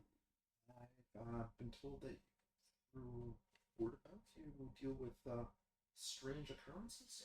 You gotta look at her. It's like, Slurp, slurp, slurp, slurp, slurp. yeah, kind of. What's up? Huh. Yeah, for a while, I thought I was the only one who'd seen them. No, that's new. Ah, Still not entirely sure what that is. Unfortunately, it's taking the form of a cat, which is going to be wrangling it. the general manager at Sotheby's Books. I was wondering if we could possibly have a Of course, yes. discuss this opportunity. Yeah, I have time. Okay, great. Thank you. And and I'll get out of the jumpsuit. and it's like, she's And Sally's like, you just kind of shoulders. Paz? Is that you? Oh my god, I haven't seen you since undergrad. What have you been doing with yourself? Well, I finished, Mm-hmm. and now I work here. But what about Rome? You had aspirations. You said you were going to Rome to study. Oh, it doesn't matter. You look great. Turns out Rome's expensive. Oh, isn't it though? Isn't it though? It is. I thought. They have like one place. But no, you look wonderful. We need to catch up. Whatever happened to that love interest of yours back? The looking one, the one with the the cute attributes. Whatever happened to that? Which one? And she's like, oh, and you can see she gets a little bit flushed. We'll catch up. Listen, here's my card. We need to do coffee at some point. It's been way too long. Do I actually like this person? You tell me. Yeah. You took a couple classes in your undergrad. They were civil to you, and most people thought you were kind of geeky and weird. They seem kind of mainstream vanilla, but nice. Sure, why not? Okay. Alright, well, you. Me? Yes. Right. All right. So, what can we do for you? Wow. So, describe what the meeting room looks like, because you're It's my office. okay. Describe what your office looks like. Nice desk. Yep. I will Bookshelf. grab a random chair and like scoot it over to your side of the desk because it's gonna be weird to be on Bookshelf. my side. All of my books. We started having problems today. At first, we thought it was just printers errors, but it turns out the books people were buying, the words had completely changed. So I started with a few returns, then a few more returns, and people getting really angry. And we examined all the books, and they were not what they said to be. Apparently, one mother bought the collected works of Dr. Seuss, and it turned out to be the 50 Shades of Grey, written like Dr. Seuss's children's book. No such book exists. There was another one, the Joy of Sex, and it turned out to be how to divorce your fiance, divorce your partner in 3 easy steps. The couple who bought that book, it led to a lot of arguing. There is a book that The Joy of Cooking turned into be the Cannibal's Cookbook, 101 delicious recipes. So a lot of upset people. We lost a lot of money, and then for an hour and a half, people started speaking in Shakespearean prose. And then after that, when the book settled down and people started talking normally, we thought, okay, this is the end of it. And that's when things started getting strange. It's just, things got strange after that. Yes. Okay. An hour. Do you remember what hour the Shakespeare prose thing happened? I'm guessing it was right after the book signings, maybe an hour. Book signing. Yeah, we had an event today. Who's the? Who was signing? Oh, local radio celebrity. Mr. Wildcat Carson. Ugh. He's promoting his book. It's the one that's being made into a movie. Yeah. He's going to all the retailer chains, and this was the stop. All right. So immediately after his, there was an hour of Shakespeare. What time of day was that? I mean, 2 o'clock. Yeah, that might be it. And things started getting a little bit weird after that.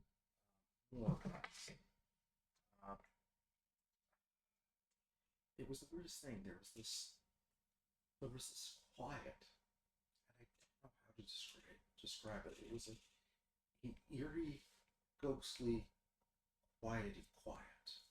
You know what I mean? Did it echo? No. There was no sound. Could you hear yourself breathing? Could you hear anything? Technically, no. Technically. Technically. Could you hear anything outside already? Could you hear the street What do you outside? mean by technically? Well, you couldn't hear it, but you could read it. Wait, Explain. you're you're a complete visual description of auditory. So wait. So you had subtitles. Yes. But not just for people talking, but also for sounds. Did the visual spectrum change at all? Did it go in black and white, Technicolor? Did it go into any weird spectrum? It was your standard black print. No. I meant. Could you still see in color? Yeah. Oh, yes. Okay. So I suspect it was a Tipia font or a typewriter 42. Times New Roman. No. This is definitely typewriter. Typewriter. Mm. Where's your shop? 14 Proof Rock Drive. Do some research into the building.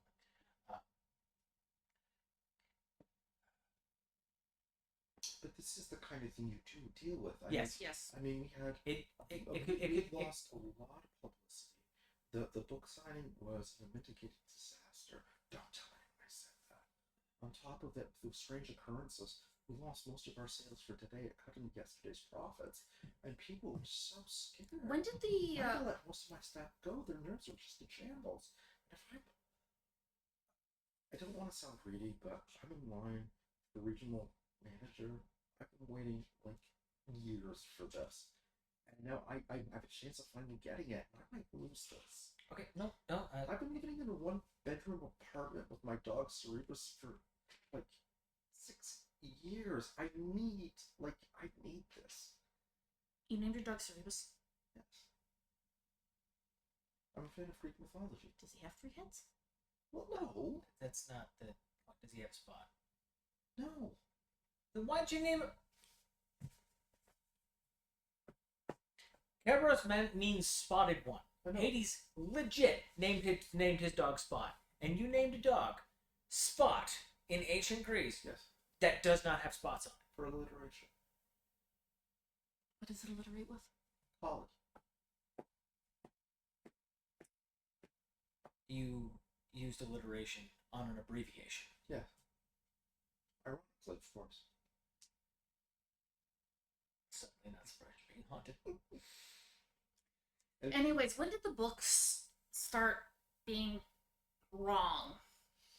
Well, we noticed it. It was probably about 40 minutes after the book signing finished, and we had a couple of our first complaints coming. At first we thought they were all printer's errors. Of course, yeah. But 40 minutes. So you noticed it about 40 minutes after the signing. Mhm. But so did these customers buy their books yesterday or today? That's it in the store. So these were people at the signing, I'm guessing. Some of them were, some of them were not. They were there when the signing happened. So all of them were there when the signing happened. Not I don't. Okay. So the books that were affected, they range from every genre. Do you sell old books as well? You mean like from the 80s? That hurts. I mean, we've got some Ray Bradbury that nobody buys.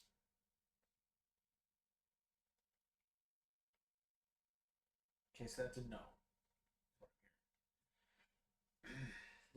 No ancient books. No, nothing like that. Just top 40 mostly. Do-it-yourself books. Anything on Oprah's book club is usually really popular. New York's bestseller list, and stuff for the kids. Of course. Okay. The microwave cookbooks seem to be popular, but making a comeback. You don't say. Okay. It sounds like something. Honestly, it could be a little bit anything. It could be a little too malicious. Oh, is that bad? That sounds bad. Is that It's good? not that- Actually, that's not that bad. Oh, that's good. It's just That it's, is good. It's just mischievous. It's just Right. Okay. It's not really harming anyone. It's just causing severe inconvenience. That's all they really do. No. But we don't know for sure. We'd have to check it out. But Okay. what kind of estimate are we looking at in terms of price? If it's something that we can just kind of coax out of leaving your building, you're looking at 1.5, maybe 2K. Okay. If we have to physically remove it, Okay. it might be a little bit more. It will be a little bit more, and there will likely be damages. Okay. So Okay. Uh, Well, we this have to do what we is- have to do, and this is our deal with the city Mhm. regarding property damage. You'll notice that every insurance policy actually covers this would be considered a I understand. And natural and disaster. she's like skinning through it, screaming, and she's signing. And if we do have to force it out, we will attempt to notify you first. But if it does opt to attack, we will. I see. And you Ghostbustings, you do this on a regular basis, like. We actually just got off a job today. Oh, So good, because I need this to be very, you know. we'll do our best. Thank you so much. My annual review is actually tomorrow, and that the manager is for the region is coming down. Whatever. All right, we'll just finish signing Try that, and do and that we'll, after tomorrow, I guess. Okay, great. Thank you so much. not a problem. Okay. No, it's good to see you again, Paz. Same. Sally. You remembered. Oh, that's so nice. Nice meeting you, Federico. Goodbye, little gooey cat. Ding ding. Slips up the door. How did she remember my name? You made an impression. It was just some random in my classes. Yeah, she was a rando to you. Maybe you were a breath of fresh air. Kind of stand out. Okay, so what you doing? I'm going to go into the lab. Okay, so open jobs right now is so we've got the Sally job. Mhm. We got the chicken wish. Mm-hmm. Chicken wishes tomorrow, What time? 7:30. And the party starts at what time? Tonight. Party's tonight. Oh, Speaking of which, you may want to, if you're going down, if you're what going time is it now? It's like 2:30, 3 o'clock. I guess I better go shopping. just What? just You're making so faces. so the Stanton party isn't a rich people party. It's a wealthy people party. It's not the same thing. No, rich people can stop being rich with a strong coke habit. Wealthy people can lose about $100 million in the stock market and go, that's inconvenient. It's a wealthy people party. There's going to be politicians there. There's going to be probably some movie stars there. Up and coming senators and congressmen. That type of thing. The Stantons throw this party to say, look at all of the wealthy and influential people that we know, aren't we great? It is literally just a bunch of wealthy people patting themselves on the back. If Agnes has invited you, A, that's awesome. B, she's also offered to clothe you. Do that, because the type of clothing that she is going to be dressing you in, you're not going to be able to find on the rack.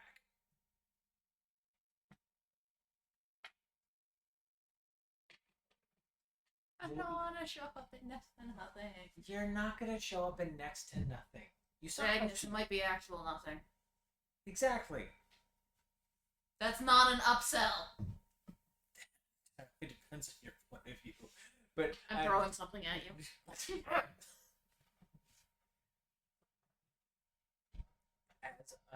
As we do not have an HR department, I will take your abuse with because I deserved it. Now, Yes, you did. all right, but you get my point. I have to go to what? Agnes isn't dressing you. No, my mom's are. Oh, good, you'll be clothed. What's wrong with that? No, that's exactly the point. Do you want me to bring a spare tux? I'll bring a spare tux. That might actually, yeah.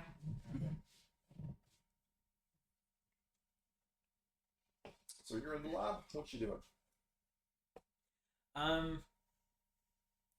Do you want me to try and get the cat in here? Is that what this is about, or is this something else entirely?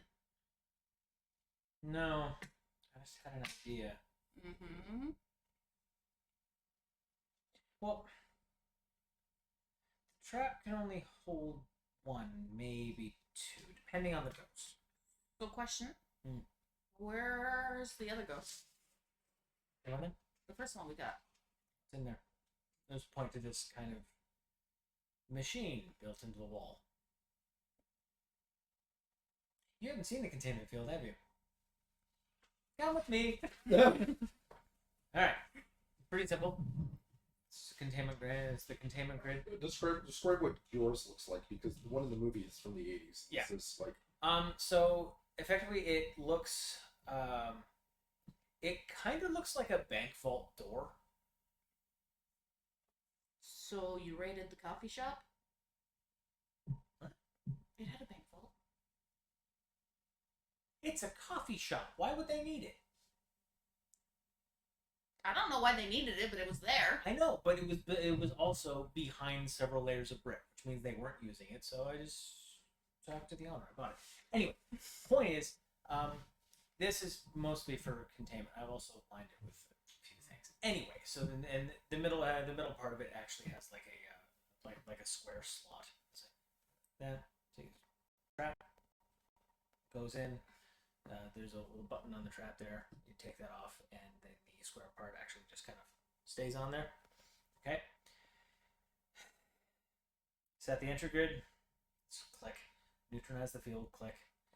And when the light goes green, the trap has become clean. Effectively, it gets stored in the in the storage. you said not to come into the lab. Yeah, what's up? There is a Benjamin Peck here to see you, sir. Peck. Benjamin? Benjamin. That makes a little more sense. He's with the Department of Environmental. Yeah. Anyway, This sounds fun. yeah, he's actually tried to shut the Ghostbusters franchise down several occasions, and That was his like grandfather. the family. Yeah, you get covered in marshmallow goo once, and then it just kind of runs in the family. I'm following this. I gotta see. So there's a clean-cut gentleman there. He's about 6'2". He's wearing a sports jacket, kind of like a nice button-down shirt. No tie, surprisingly, kind of like khakis. Mr. Peck. He's got his briefcase there. It's like, Mr. Sorry, what's your name? Hamburg. Mr. Hamburg. Yes, so good to see you. I was like, do you have a moment? Yeah, what's up? Thank you. I just saw that you actually purchased this estate from the police auction. Yes. Okay, and I just need your signatures here, here, and here. You had your 90 days to upgrade the wiring and the electrical, and take care of the plumbing problems, this, and this, and I just need to make sure they all fit with the environmental standards. So if you can sign up that the work has been done, supply the documentation, I can be on my way. Cool. Just give me 1 second, and I will read it. Yeah, it's just literally standard issue. You bought a shithole, they want to make sure it's not going to burn down, flood, or blow up. Frederico, could you give me the paperwork? Yes, he's like, should be no. Schlink. He said, yes.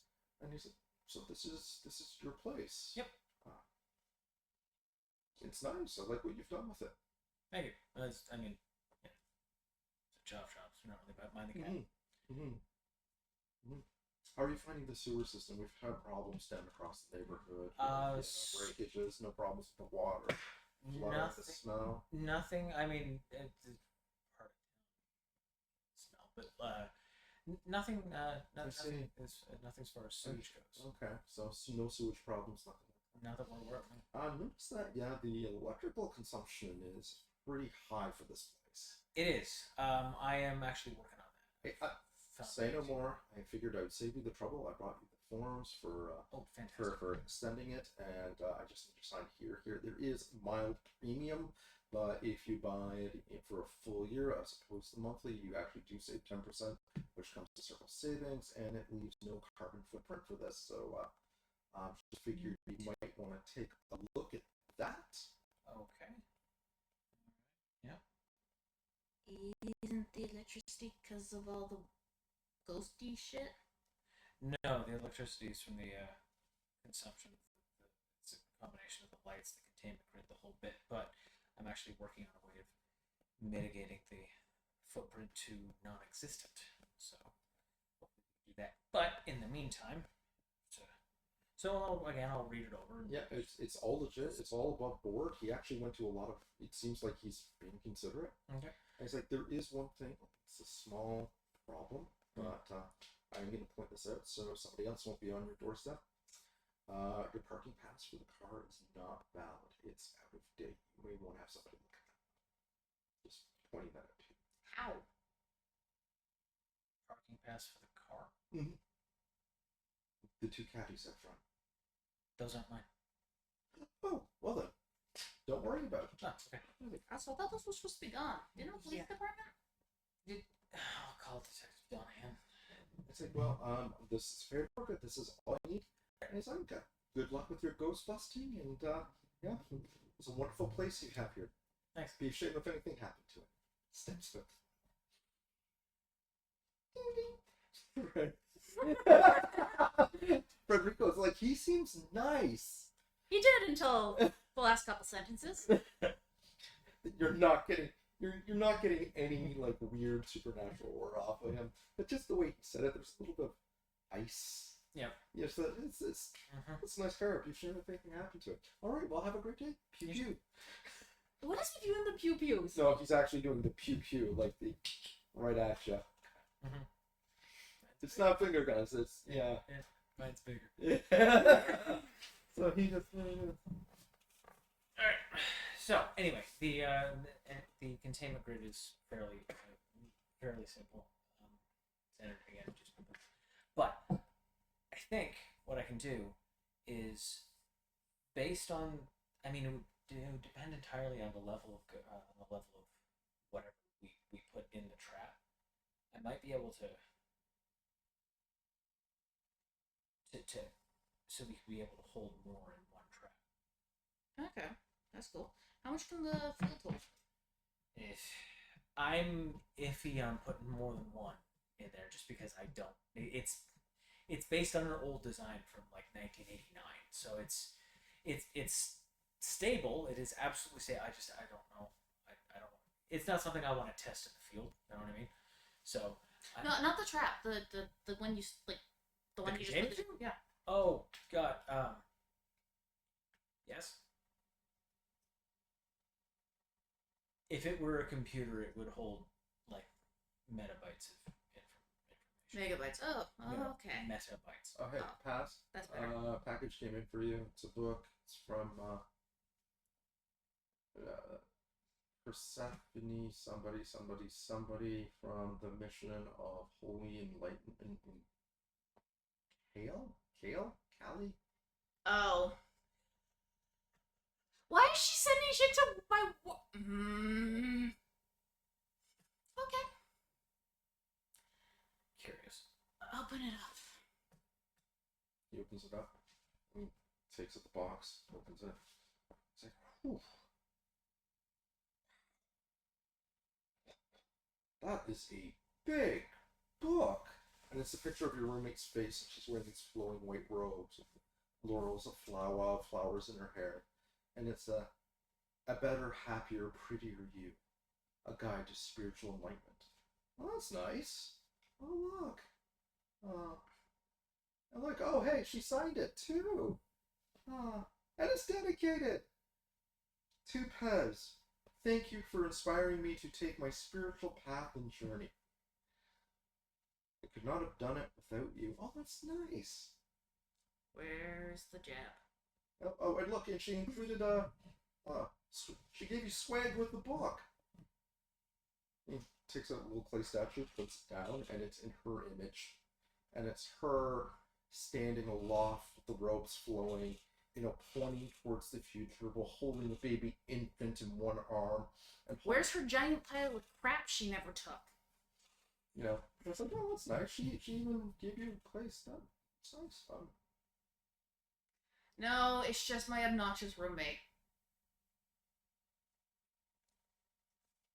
You're getting faint auras coming off of it. Your K meters like low. I don't deal in coincidence. We just talked to a woman who named her dog Cerberus and the woman named Persephone just sent you an idol. Just saying. All right, I'm going out for my lunch break. I would prefer Persephone took out her garbage. Hey, do you guys want anything from the taco shack? Mort's working today. Fred, Not Mort the chicken guy, the other Mort. why are you going to the taco shop? It's my lunch break. I'm getting tacos. Do you not like yourself? I love tacos. I love myself. That's why I feed myself tacos. We have toilet paper though, right? Like we're completely Yeah. Listen, they've got the guacamole express. It's on sale. That's what I'm grabbing. And we do absolutely have toilet paper. This is why I'm... Yes. Why? Okay, the express is the route it takes through your body. Hey, delicious. Hey, you know what? If it's good, cool. Did you get a card? Yeah. I gave you a card. Yeah. Okay. Do you want tacos or not? No. Do you want tacos? I have to go. No, I have to do stuff other than sit on the toilet all day. Don't be mean. He's knows he's gonna be on toilet. I don't know, he does sound kind of ignorant about it. Oh yeah. Speaking of toilet, check came in from the city from somebody named Biff. I just put in the files. Here. Sweet. He kind of turns the sign from open to closed. Starts heading off. So we've got open jobs right now. It's the Chicken Witch and the bookstore. Is that it? Yeah. Okay. Alright, so you go see Agnes, I'll go see my mom's. Have fun. Yeah, you do. Where are you going? Home. All right. Agnes's. Okay. So you go over to Agnes, and they're waiting for you. You walk up to the front steps, and the door opens. Nah. Good evening, ma'am. So nice to see you. Jill. Mistress is inside waiting for you. Okay, thank you. Darling, look at you! You look fabulous! Tell me about your Ghostbusters experience. Tell me all about you, but quickly, we have much to do. Do you really want to hear about the toilet monsters? I've heard filthy stories. Please, we've all been to Brooklyn. We've had no... I mean, What yeah. happens in Cincinnati stays there, I assure you. Yeah, but normally that kind of filthy's interesting. This one's just gross. Did I ever tell you about the time I met Thomas Maplethorpe?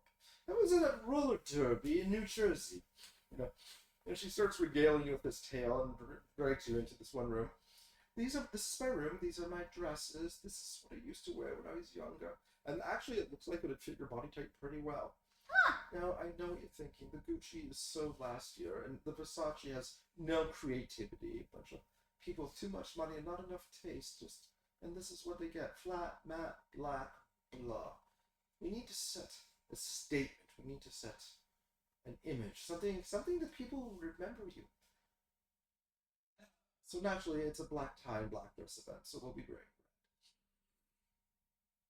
red. Oh, this! 1962 Chanel, and it's actually a nice, elegant, classy. It's got the slit all the way up the leg, but it actually looks really good on you. Like, it's a classic retro number, and the red is like a nice, deep rose red with a couple of strategically placed rhinestones and gemstones. And you're kind of, I admit this is not what I was envisioning. oh no. Yeah, this is you. But why be you when you can be more you, if you know what I mean? It's time for the piece de resistance, or as we like to say in the biz, a secret weapon. Yes! Yes, Mom. The secret weapon! Yes, Mom. He returns with a silver tray, and there's a pair of 6-inch cherry red, fiery, like heels. Like I will fall over. no, you do not. You will wear them with the most dignity and grace that I have ever seen. Put them on. Put them on. I put them on. All And right. then I immediately fall over. Make an athletics roll.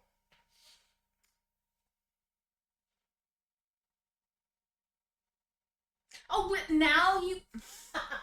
What is it? 3. You are like, wow, these are actually comfortable. Wow, they really do work with my calves. These look good. Running in them is so easy. Her eyes are actually going wide in these things. You know, The first positive roll this entire game.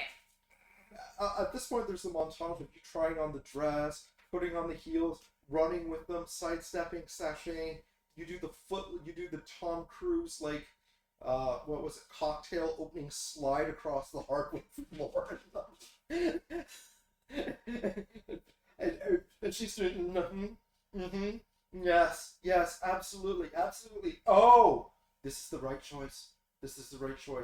And she kind of leans over and gives you, like, the little tiny, like, teacup purse that goes with the ensemble, with, like, sparkling gold with a little filigree on the side. She's like, oh, fantastic. You are going to be the belle of the ball. We are going to be the belle of the balls. The bells are us, and we are going to be ringing like it is Notre Dame, and it is on fire because we are so hot. Oh, yes. Would the bells be ringing if it was on fire? Actually, Notre Dame was on fire at one point. Were the bells ringing? I have no idea. Probably. I wasn't there. Mostly because if they were all ringing, They were, but those bells belong to the fire department. well, because like there were probably people ringing every one of the bells that they possibly could just to alert someone that if you didn't see the giant column of smoke and for some reason that particular part of the skyline lighting up, something is happening at Notre Dame. Please send help. Well, the reason that makes me question whether or not the bells would actually be ringing is someone has to go up there and physically ring them, Sidetrack which it. means So she grabs you by the hand, and she's and this takes about an hour or two, and she leads you now. They are going to be unveiling some of my work tonight. Some of it is a little provocative. only some. Some of it is a little risque. But I want you to know that there's so many drab, boring people, and it gets to this conversation of good versus evil, and that's so mundane. Because there is no good versus evil. There's either boring and intriguing. And you, my dear, are with me, and that makes you intriguing. Now come along. Jervis? Yes, Mum. The Ferrari for tonight. Yes, Mum.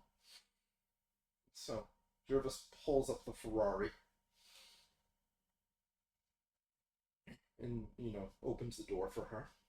She gets in, settles in.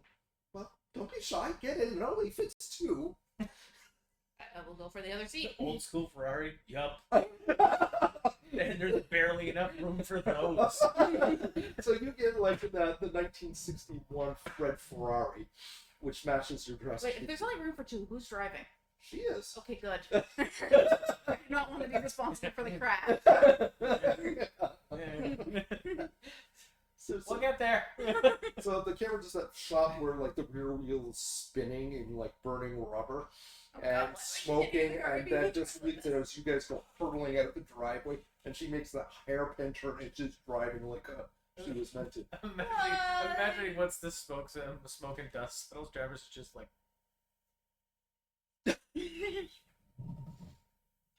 I curse Sean Connery for giving her that cough. Meanwhile, you get to your house. I will send you a text that I don't need the cuts. Okay. And you get to your house, and it's like, and they're like, honey, I just don't think it's fine. The zipper's just stuck. I'm sure it's just the zipper. We have other dresses. No, this is the dress. I spent the money on it. They obviously, the cut is obviously not what they claimed it would be.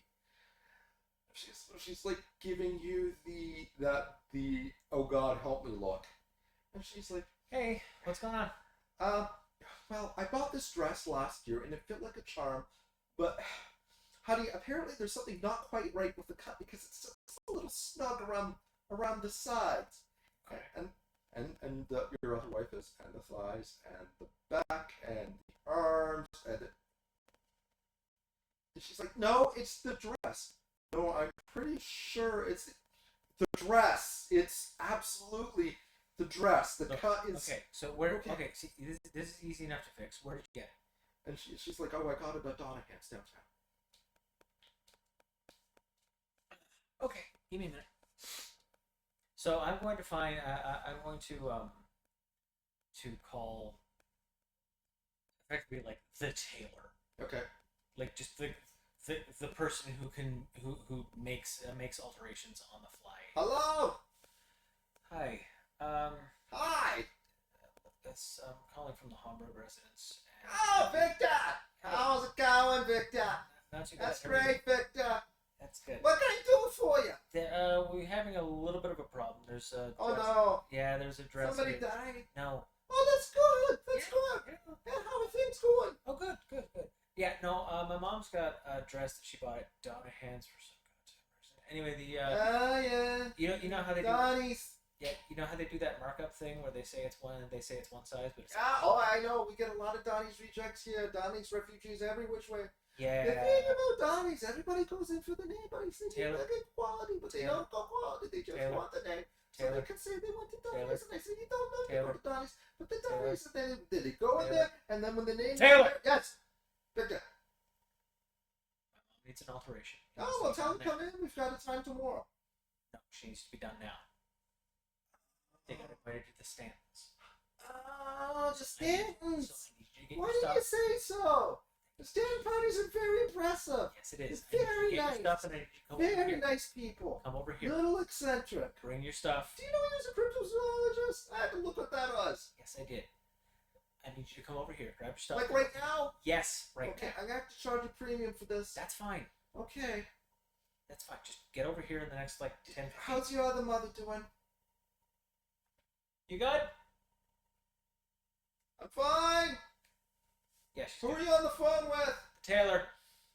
Oh, tell Jeremiah I said hi. She says hi. Oh, that's nice. You can That's tell nice. you can say hi when he gets here. Oh, thank God. Oh, that's nice. So what's the problem with the dress? Your mom put on too much weight. She's fat, isn't it? It's the fat causing problems with the dress. No. They always say it's Donna Hand's dress. They always say it's the cut of the dress. It's never the cut. It's always the fat that makes you look fat. It's not the dress. Taylor. I try telling people this. Taylor. They just don't listen. Taylor, Yes. if you do this Mm. and come over and make my mom look like the $1 million woman that she is, I will absolutely make you the most prominently spoken name in tailoring in New York. I'm already that. If You you know come what? I don't over- know if I can make her $1 million, If but I you can make come- the dress fit. Thank you. All right. However, Thanks, Vic. Click. so to just go over to the mom that's having problems. All right, so Taylor's coming over.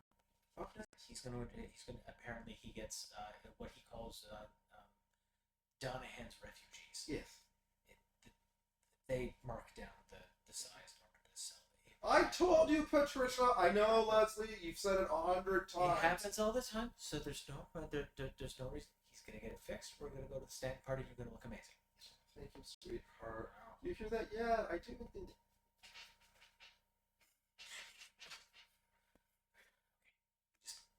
Why don't you go sit down? Just take the dress off. I'm gonna go in the kitchen. No, Make a nice cup of tea. just a cup of tea though. Just a cup of tea. Okay. When she's out.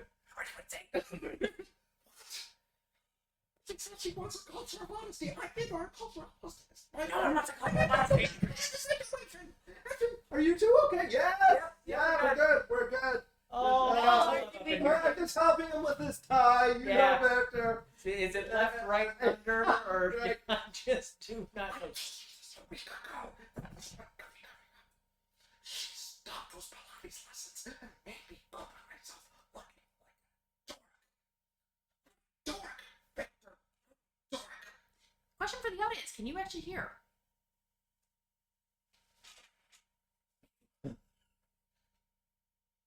Okay, so Yeah. I'm hoping they can hear you guys when you're doing okay. your stage whispering. That's not very stagey. Yeah. One. That era of honesty. Fantastic. On the eve of the Stanton party, not advised. Fair enough. Well, Victor, all I can say is, and that's when you hear, like, some mad person outside peeling down the road in front of your house. You just look out and see a flash of red. And BAM! And then about 4 minutes later, the cops are, like, following I guess it's on the right. You said you know Agnes. Yeah. What's she like? Is there something I should say? There's something I shouldn't say? Should I bring like my magazine for her to sign, or is that too good? Should I not do that? Don't do that. Okay. Don't do that. Just But you'll introduce us. Oh my gosh, she's honestly, icon. just Work in the 70s. I know, I've seen it. Oh god. Honestly, Did you hear what, that she married this fireman who always in shockwaves through the door? yep. I heard he was a good looking fellow. I would Yeah. love to have met. No, I mean, yeah, you probably would have, but like it's I've seen too much of him. Anyway, there was a oh my god. Look, just be yourself and don't pretend to know things about art. If you don't know, just say you don't know, and then she'll love you even more for being honest, and then she'll probably just spend time educating you. So I mean, it's not a problem. So eventually Jerry shows up. He's like, "Hey, how are you, ladies? So nice to see ya, Leslie, Patricia. Oh, there you are. Yeah, no, I see the problem. Yeah, problem is it's when you go to Donahans, the cut is never right. It's never right, And these Don Zippers, they just pull like they're supposed to, Here, just here. You stay here, and just give me a few moments. And so it takes a little while, but he's able to make it workable. Victor, good to see you. You too. Stay away from Donahans. The guy's a bum. Got it. So I mean, if he was a bum, that's not really weird. Anyways. So it takes about 45 minutes to get from Agnes's to the standards. She makes it in about 15. So I'm just sitting there going, Fall why? At some point, she lost the gate. Yeah. It's 2021. They're only in 2020 Dodge Chargers. They're not keeping up on those hairpin turns. And that's how Sean Lessem gave me this car. See, I told you the pigs wouldn't be able to follow us on those hairpin turns. Oh, those were the days. Fire engine red. God, love you, Henry. I miss you so much. Did they actually need to chase you? Because I thought they could just take a photo of your license plate and send you the bill in the mail. No, the kid still has to focus. We were going too fast. There's the Stanton residence is a fucking mansion in the Charles Xavier sense of the word. Yeah. Large shrubberies out front, all done like exotic animals and this kind of thing. Of course. You've got the nice marble patio out front that could easily sit 200. The wide oak doors. You hear like the symphony music kind of pouring out. Seeing people in their finery, black suits, evening dresses, diamond earrings. People with champagne glasses mingling. The two of you are presented at the door. And there's a tall, bald gentleman, like 300 pounds, 2% body fat, muscle and tux. It's got the little earpiece, and it's like,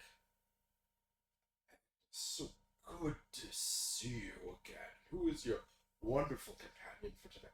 This is Paz. She's with me. She's a friend. She's an artiste Beauregard, just as I was. Yes, ma'am. Of course. Well, any friend of Agnes's, friend of ours, Miss Paz, please come in. And it's like, when he unclicks the rope, you go in, other people in the lineup are just kind of there, waiting, and they're kind of like, is that Agnes? Oh, that's Agnes. Who's that? Oh, it's probably her protege. I don't know. No. It was a Ghostbusters. Please. No, those people here, And it's like, then you come in, and it's like, and you hear a little bell ring as you and Agnes enter. Ladies and gentlemen, I present Agnes and her companion for the night, Miss Paz. A small smattering of applause around, and people come in. Roll for notice.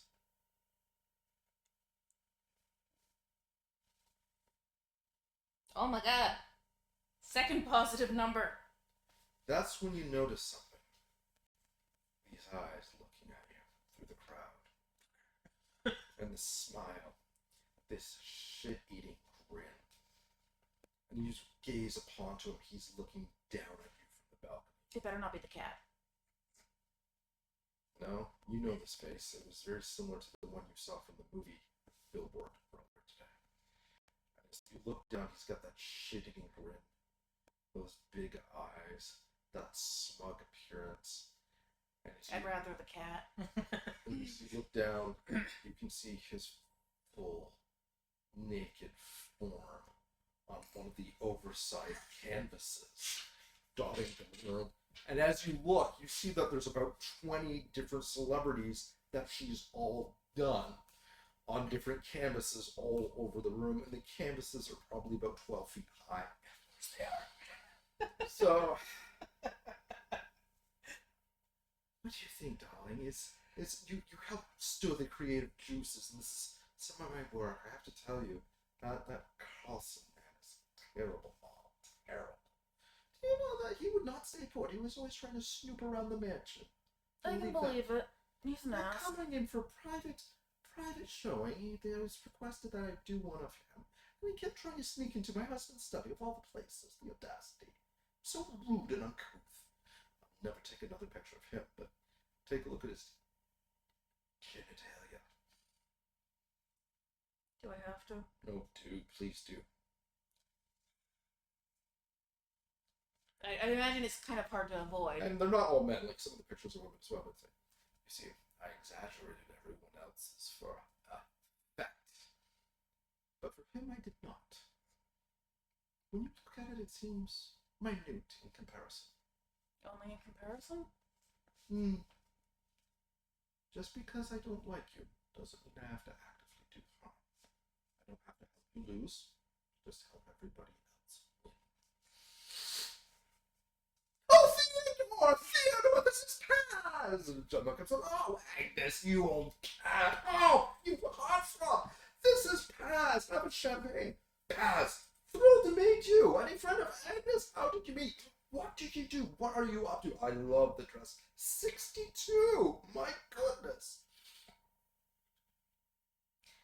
Which question to address first? I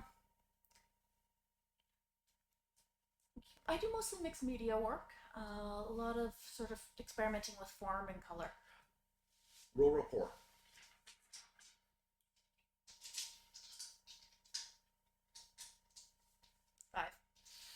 He is hanging on every word. Mixed media. The devil's collage. So few people have dared master it, and here you are. It's like, I'm so glad. And he's just like, Agnes, where do you find them? Only the bravest of souls of the most daring of fools would try such. And she's like, oh, I know, and not only that, she's risque. Don't you dare say, oh, I dare. She's working class. She's a Ghostbuster. No! Yes. No! Yes. Agnes, you're too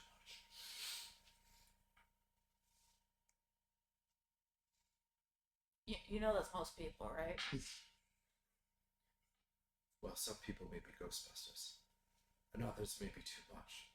Very few, my dear, delve into mixed media, am I right? Mm-hmm. Then you hear, now presenting Leslie and Patricia. What's your last name? Hamburg! And the son, I was Victor Hamburg, Esquire the First. I was honestly expecting and offspring. So then they walk in, and they each got an arm. You want either arm, and they walk in, a small smattering of applause. Unlike them, you actually had to go through the line of present invitations. And you're like, oh my god, there's so many people here. Isn't that, yeah, that's the athlete, John McMahon. Oh my god. That's the singer, Cynthia Deltone. Oh my god. Wow, is it ever? She's got one of, that's her. She's, you know, I think she kind of exaggerated. Hey, kids, say that. Agnes does great work. She's one of just little friends. Little friends? Sorry, I didn't mean little friends. I meant special. I mean, goddamn, I didn't. honey, why don't you have a drink? Oh, thank you. Grabs 2 flutes of champagne and kind of milling around. You roll for notice roll. 3. Well, that's when you see these eyes. God damn it. Looking at you. With a little dorky bow tie, and a sports jacket, iridescent paisley, and a dress shirt and fluorescent plaid, with a checkered pants and wingtip shoes. And you recognize him from the completely naked portrait of him and the book cover of him standing in front of the church. Yeah. And you know who it is, and you just kind of, you see him, he doesn't quite see you. And you Wait, you see the actual person, not the yeah, and it's like, yeah, that's when the old wildcat turned to him and said, "Are you Mexican or a Mexican?" Ha ha! And you hear kind of a couple of like older white guys laughing, and you can tell people are kind of like moving slowly away from him, but he's kind of like that. You're like, he stands out like a sore thumb. There's only 3 people who are really standing out. Him, and Agnes, and Paz. I'll go to Agnes. And your moms are kind of like, is that her? Who is that with her? That's Paz. Yeah. Wait, what? And they both look at you. Agnes! Victor! Oh, look at you! She comes up and grabs you by the shirt. Oh, look at you, my Victor! You're such. And then she says, "This is Victor. He's a friend of Paz's. Oh, pleasure to meet you." Introduce himself. Are you an artiste as well? No, I am not. Well, no one is perfect. Ha ha! Gives you a firm clap on the shoulder. Agnes, may I introduce my mothers? This is Leslie and Patricia. Both of them Roll report.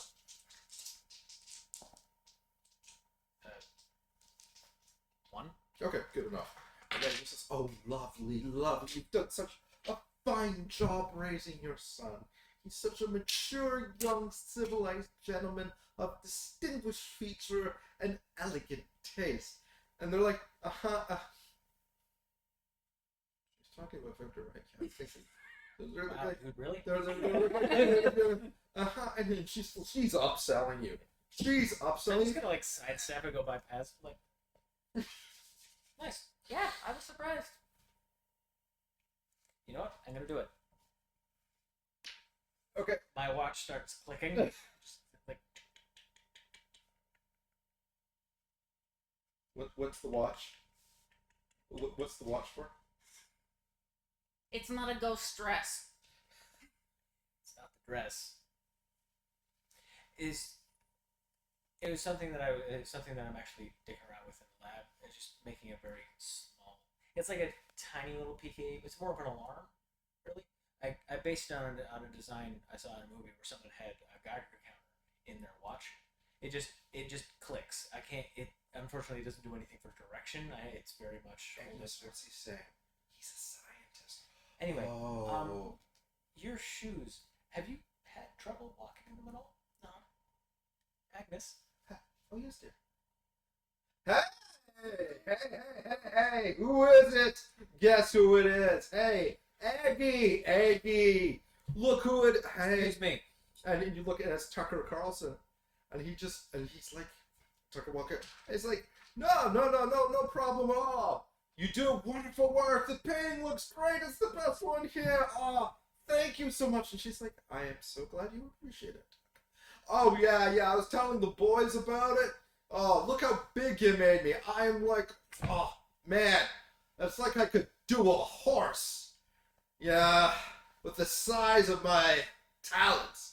And he does that. He actually kind of winks at, your moms. And he's like, wink, wink. And he actually says, wink, wink, when he says it. He's like, I know you. You're Victor Humberg, right? Yep. And you're Paz. You're the Ghostbusters. Oh, love these guys. Love these two so much. Yeah. Mr. Carlson. Take it down. Yeah, sure. Champagne, the bubbly gets to the head. Hey, it's great to see both of you, but I don't want to spoil you. But I got a lot of people to talk to. All right, you know what? I gotta have you guys on my radio show at some point. I do. I love your work. You know, keeping the libs in place. You know, fighting the good fight, pulling yourself by your bootstraps. You know, protecting the church and American values. I love you two. Love you both. Hey, Rodrigo, is that you, my man? And your mothers are like, Victor, what the hell was that? Who is that man? Agnes is like, I feel like I want to spit up. And her friend is like, Agnes, darling, I think I need to, yes, I know, rinse out your mouth with soap, so do I. I'm gonna go look for a scalpel to carve that moment from my memory.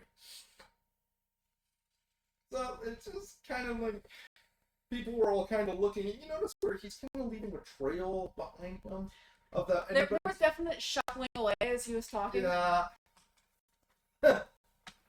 Wink, wink.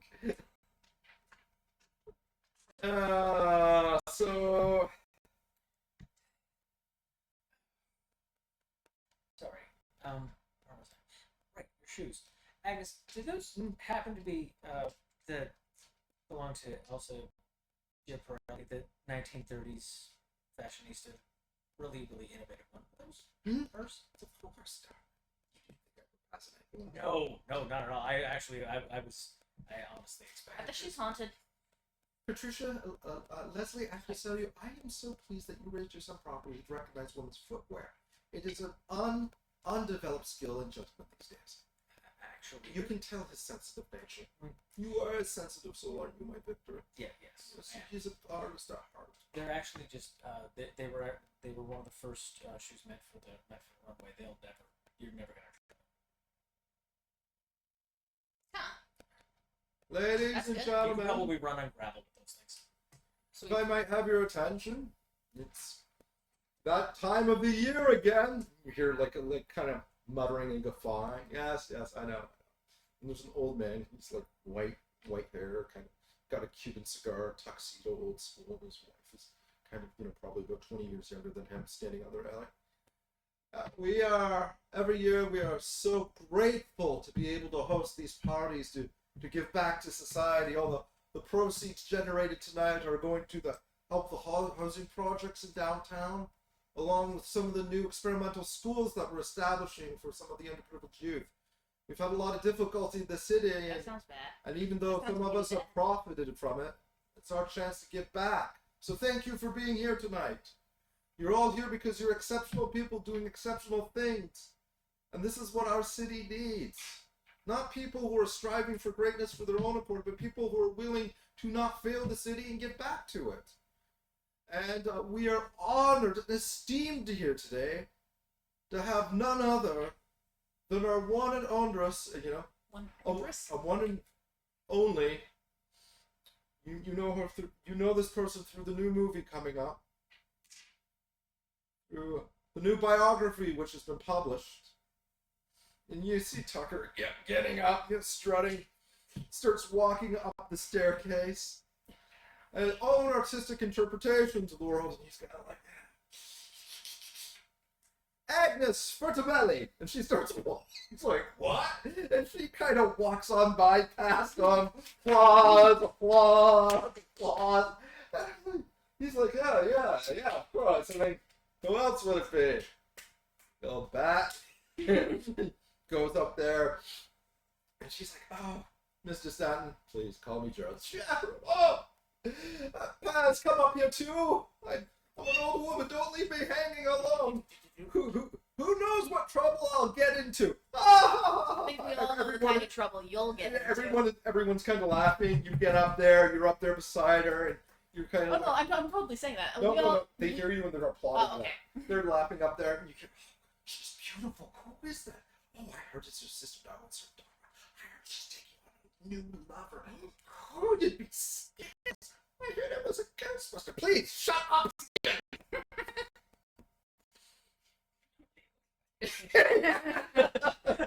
They're like, it's like, after the casting of my dear Harold, I knew that this city has two sides. One side for the wealthy and one side for everyone else. And he opened my eyes that there is only one side and we are all in this together. When your house is on fire and your life is in danger, you do not care how much money you have or who is rescuing you, but when you need help and it comes to you, you are grateful. It is our turn to be grateful to the people in the city who have allowed us to have our success. And she, like, whether as bankers, and she gestures to a couple people she knows, and they kind of smile. Odd.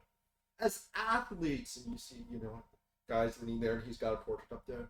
The musicians, she's got a portrait too.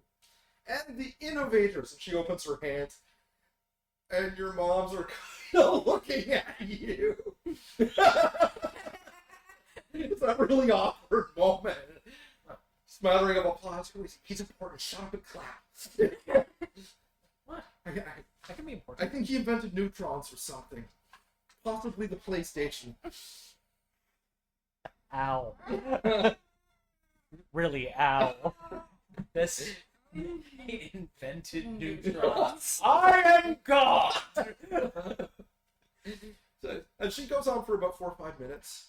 These works are inspired by those that our society reveres, and most of which have good hearts. You can see by the size of their attributes on the outside, the size of their attributes on the inside. Enjoy! And remember, all proceeds are going to the charities of choice tonight. And everybody applauds. She gives the host a big hug and a kiss on the cheeks. He gives, he leans over to you, expecting to do the same. Do the same. And he kind of whispers in your ear, I need to see you and your companion. I need to see you and Victor in the back room in 20 minutes. And it's like, yes, wonderful, wonderful, wonderful. I'll do the arm thing and help her off the stage at the end. And blood. And grabs another champagne flute, hands you one. It's like, it is true what they say. The more you drink, the funnier you become. We should drink a little more than go dancing and just set the whole place abuzz. That sounds fun. It does, doesn't it? I'm so glad I thought of it. Who's the gentleman introducing you? Oh, that's Mr. Stanton from the Stanton Foundation. you know the university, the arts department? Mm-hmm. He donated that. Yeah, not to it. The department. and the large Heart and Cardiac Research Center beside the Stanton Memorial Hospital, those are both his. Okay. Well, he requested me and Victor talk to him for a bit, so I will need to leave you on your own for a few minutes. Be careful. He is a little bit thirsty, that one. Duly noted. I know, he may be in his 70s, but he can still get it up. I can prove it. This picture's right there. See? What? Come on! Again! Every time! So what are you guys doing? So I will, So music is playing, hors d'oeuvres are going around, people are mingling. Yeah, mingling, actively trying to... I will start dancing with Agnes, but I'll, hand her off to someone else. Oh, she's drinking and having the time of her life. And then I hunt you out. And ever since Agnes, gave you guys, props, people are like, oh, Victor, so good to see you. Hey. Mr. Hamburg, lovely to meet you, your wives. And you can see the women are kind of flocking around him. Moms! Those are my moms. My mothers. They raised me. Oh! And actually gave Sorry, birth to me. very progressive of you. Good for you. We should talk. Tex Rexdale, be glad to talk to you. And another another guy claps down shoulder. Nice to meet you, Victor. Anthony, have a drink. Good to see you. Thanks so much. We'll talk soon, Yes. eh? Yeah. How about the thing? Right. Okay. The thing with it. And you're almost at Paz, and it's like, hi, I'm Delilah. Hi. I like you. Why? Because you silly. And she just kind of gives you a playful tipsy punch on the cheek. No. just walk past her. Okay. Bye, Vincent. It was really nice.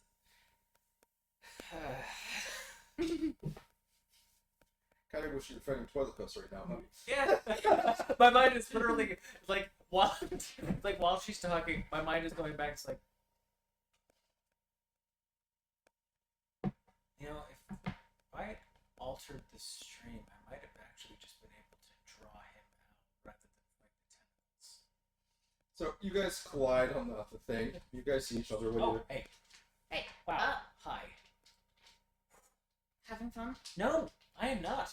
There are people here who want to talk to me that have no idea who I am. I have no idea who they are, but they are. Hey, Victor, you do. We'll talk later. See, I don't know why.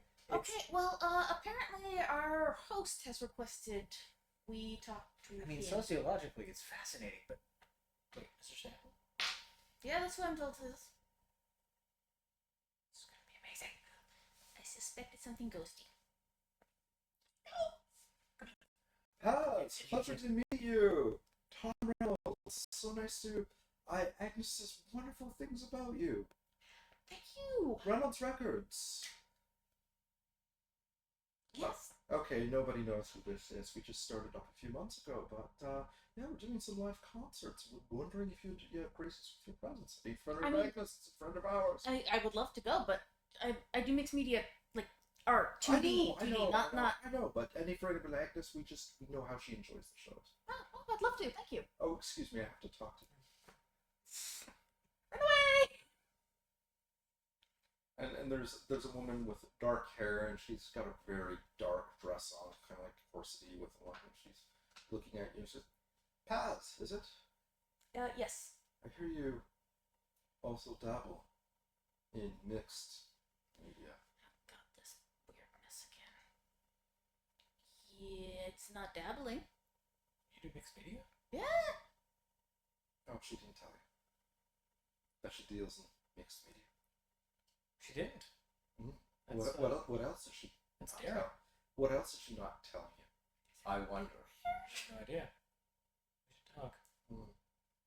So I think you have me at a disadvantage here. Tatisha Baron. Pleasure to meet you. Lovely to meet you as well. Isn't it though? Do I recognize the name? You do not. I too am an artist. I'm a fan of Agnes's work. And, I have to say that rumor has it you were also a buster of ghosts. Intriguing.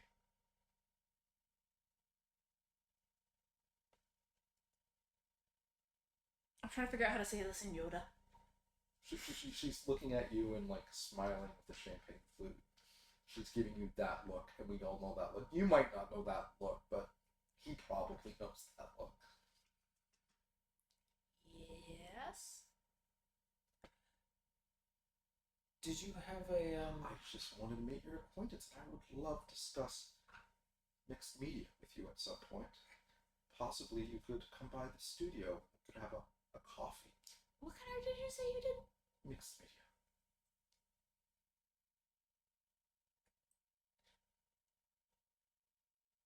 Right.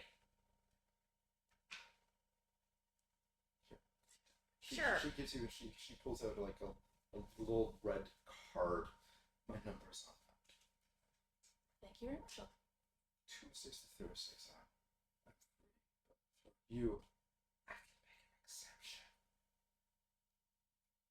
Adieu. Good to know. Adieu, fellow artiste. Cheers. Run away. Run away.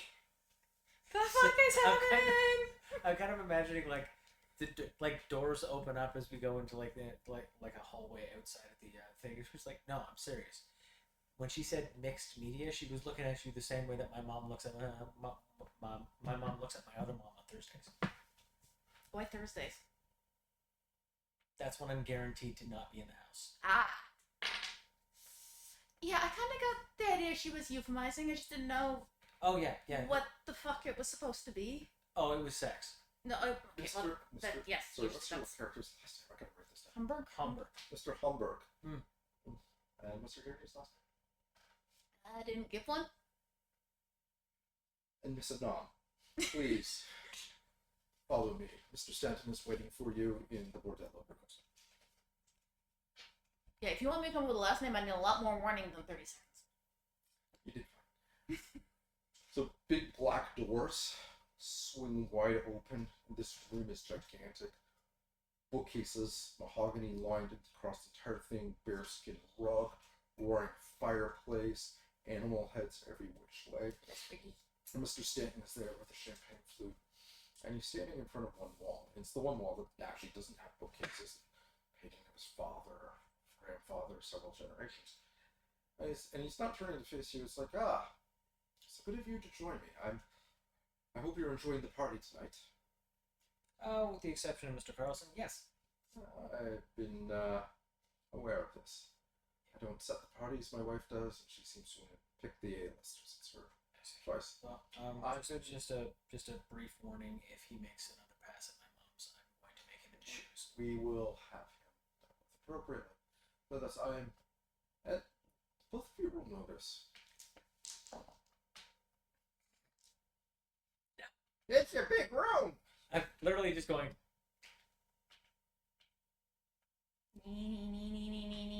Because it's a big room. It's an old mansion. It's probably stuff.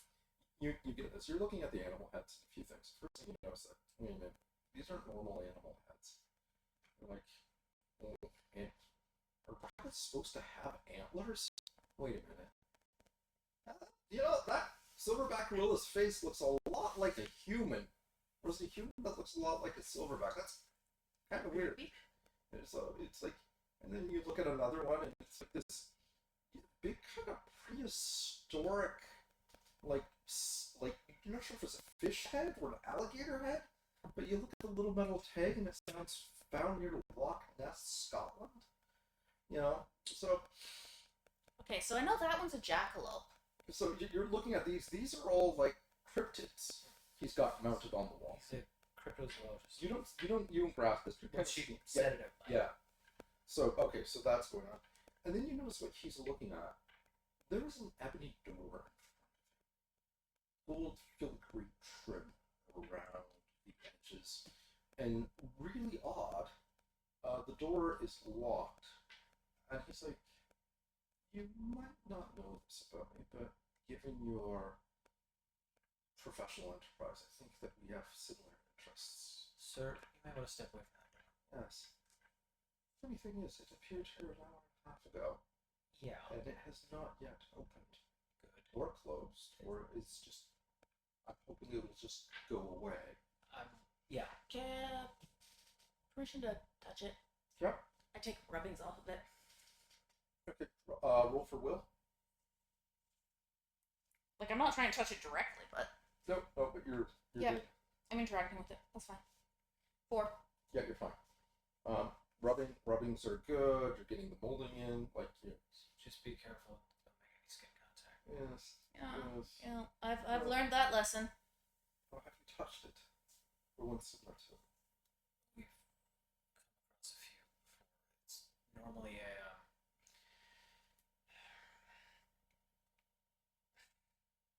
it's a doorway to another realm. If it hasn't opened, that's good. Assuming that the ghost doesn't appear with it.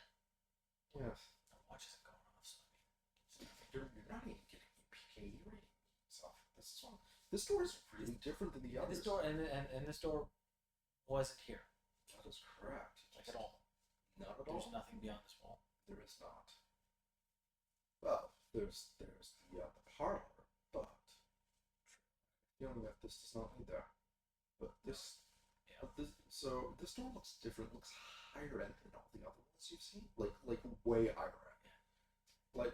Like if the other ones were like a Prius, this is a Cadillac. Yeah. It's strange. It appeared. It hasn't done anything. I'm not. And he actually pulls out.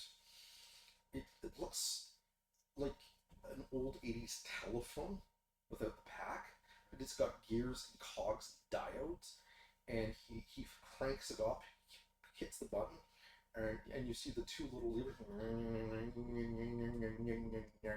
Is that a PK meter? No, it's a cryptid energy supervisor.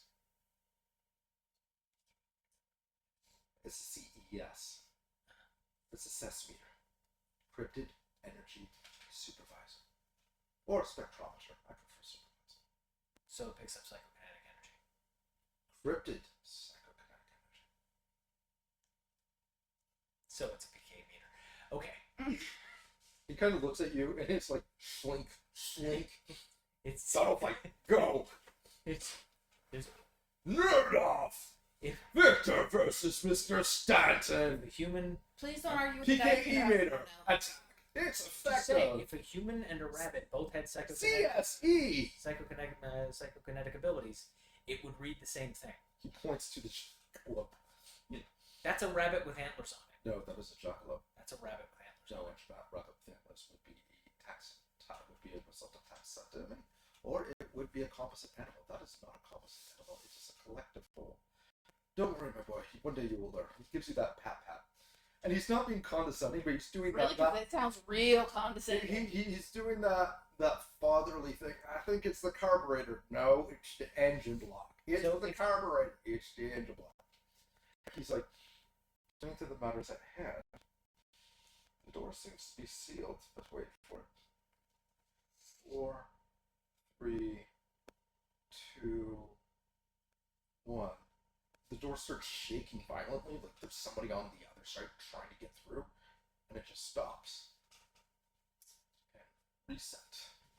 Exactly 5 minutes and 31 seconds. It will continue that again. Whatever's there doesn't seem to be able to get through. It's also much more ornate than the other ones. I wonder if it's got something to do with the ghost or the location. Should you've encountered other doors like these. Always after they Is look. this a threat to myself or my guests? Potentially. Potentially, if it ever gets open.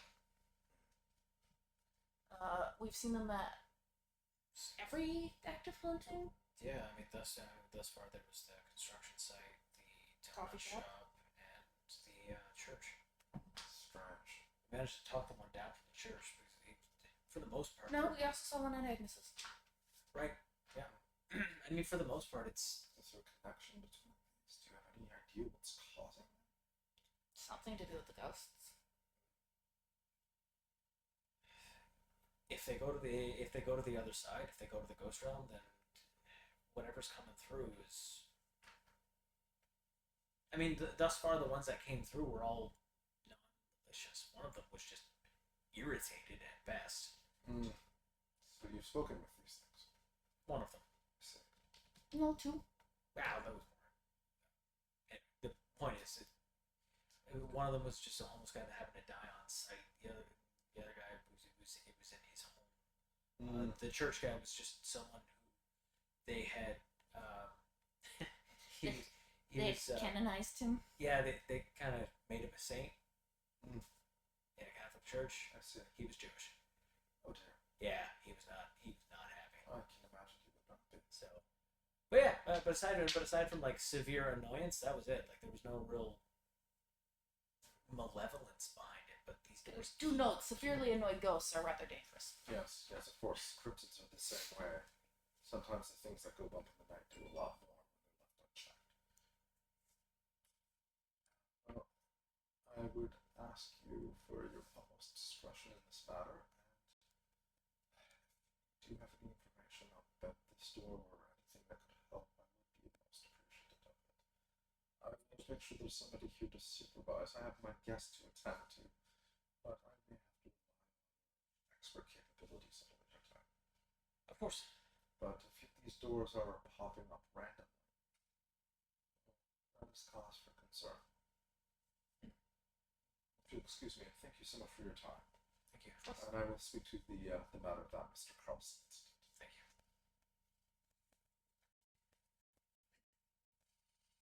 Okay, so what are you two doing at this point? Right now, I'm just staring at the door.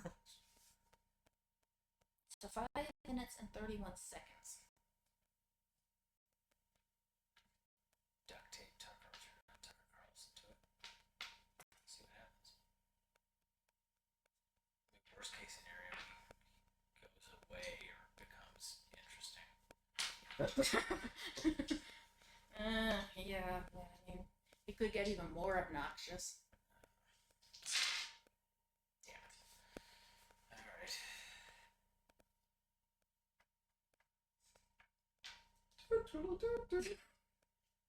There's a fair lag between the what we say and when they actually see it, so the chat room will be.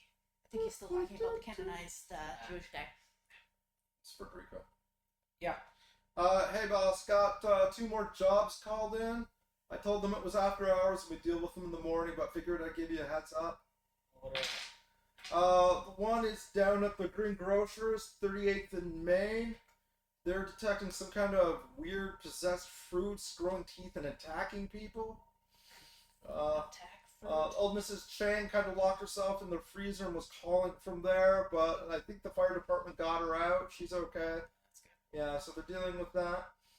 Lady from the bookstore called again. Things are starting to get weird, but it's after hours, so no harm, no foul. But she's keeping an eye on things. She's outside the store right now. And some other place. Hang on, I got it right here. God damn it, cat! Stop! God, so gross. Use the aerosol. I'm out of the aerosol. I've been using it all day.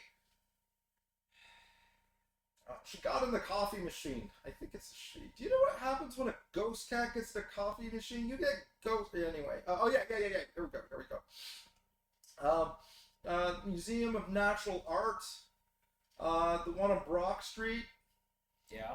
Yeah. Apparently, about an hour or two ago, they were doing an exhibit, and the painting started offering their opinions on people.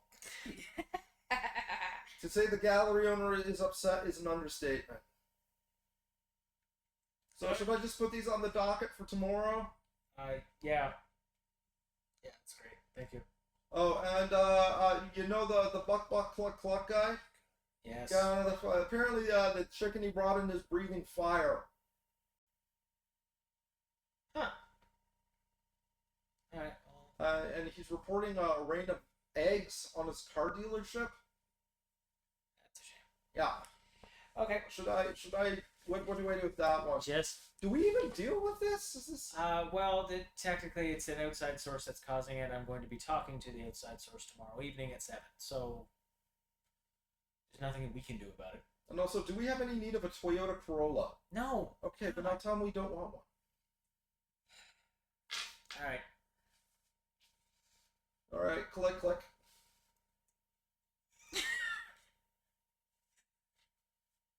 Toony.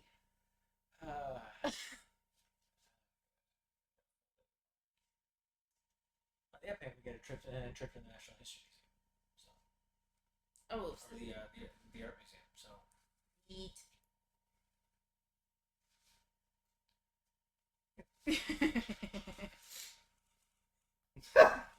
the only way that works is if you're dressed as Link. King chickens. We should To all. be fair, most of the I don't remember ever winning against those chickens. No, I don't. you just have to run. That Yeah. That is the only way you win. At all. I don't think we want to be dressed as Link then. I would think of everyone though. He would want the most revenge. True. So, what are you guys doing? I think we should go back to the party. Okay. Yeah. Party is in full swing. Agnes is cutting a rug with a couple people on the dance floor. Teacher's there. Before we do, there's nothing showing on the PKE. I mean, okay. So When you wave with PKE around the door, it's like, it's weird. Like, it's giving you high ratings, the no ratings, the mid ratings, the no ratings, the high ratings. It's like at one moment it's like really psychically charged, and another moment it's just a regular door. Actually, wait, hold on a second. I've got an idea. If you do you mind leaving that behind?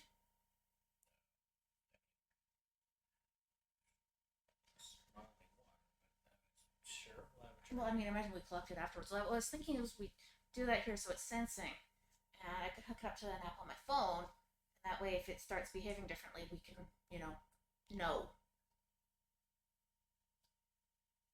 You want to create a PKE app? Yes. Well, no. I mean, No, that's brilliant.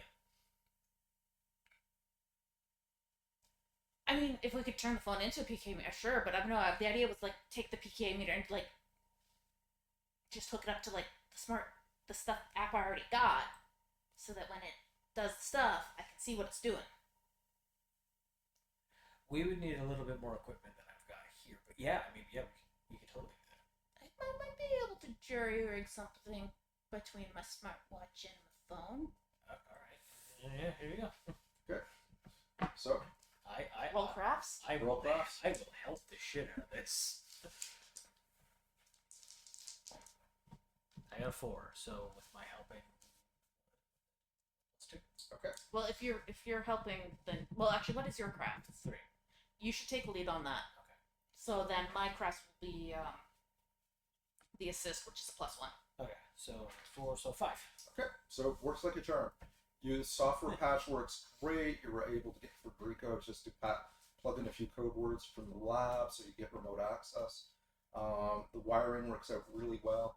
You're like, yeah, oh, he's got an old school compass and needle nose plug. You kind of look at his desk and you're like, I bet you open up the tray.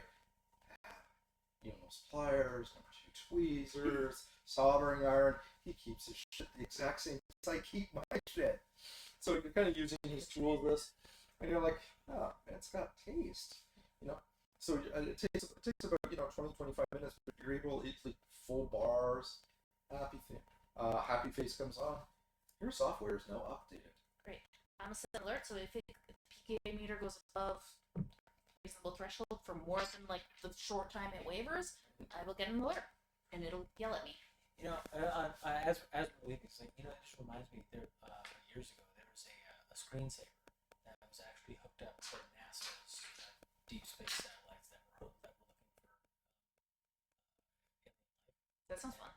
Well, we could do something similar. Look for alien life. No, but for ghosts, that you could have that constantly going, so we would actually be able to, because you could look at like a time frame and see where it spikes. Honey, you're back. Hey, yeah. Hey, where did you get off to? Oh, Mr. Stanton. And they just kind of gave you, oh, really, and we'll talk later look. Oh, by the way, you know that really obnoxious person who says you know you? Yeah. He was out of here like a shot just a little while ago. Good. I'm so glad to hear that. I don't know what got into him, but he was just around parties. And you can tell everybody's tone is kind of livened up with this. And Agnes is like, oh, darling, gives you a champagne. Join us on the dance floor. There's a good group of people kind of cutting a rug, and the musicians have gone from symphony to actually jazz, and they're kind of catering to Agnes. They're doing ragtime on the piano. You got that camera drone I wanted, right? Yeah, it's... I mean, well, you could just put the drone down, tilt it, use the drone app. The big bouncer. Anyways, I gotta... Big bouncer comes up to you. And it's like, Mr. Stanton wanted to send his regards. He wasn't able to find Mr. Carlson to speak to him, but apparently he's already left. Yeah, apparently he got out of here like a bat out of hell. If you could tell Mr. Stanton that we set up, we used a compass and a pair of needle nose pliers from his desk, but we just set something up for that thing that he wanted to talk to us, so we can monitor the situation from not here. Of course, I understand. And so it goes off to that. Party's in full swing. Camera starts panning out. You're on the dance floor. Agnes kind of like gives you a big hug, hands you another thing, and she's got a flute in each hand. She's dancing with some of the old timers who were there, and the guy on the piano is just giving it what for. You can tell that the band has gone from symphony music for boring white people to actually kind of letting loose of it and having fun with it, because it's Agnes. No one's going to say anything. Yeah. You can see like the couple of the artists, the musicians are like posturing underneath their respective paintings, talking to people.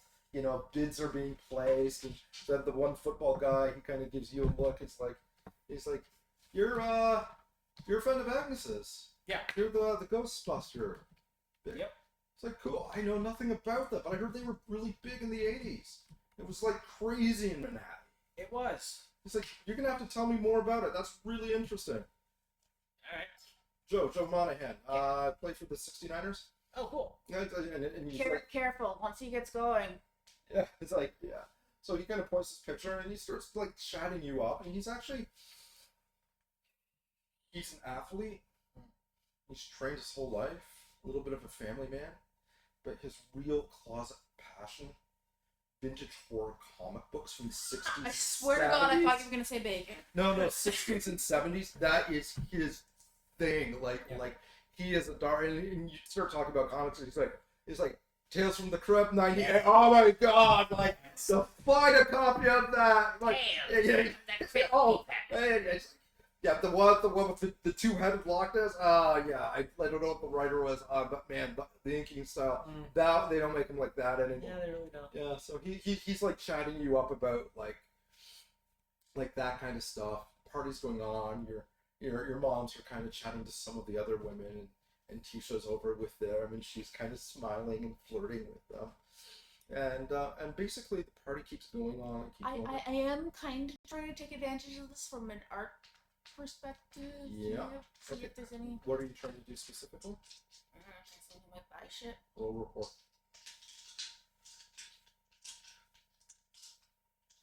Wait, what am I doing? No, wrong app.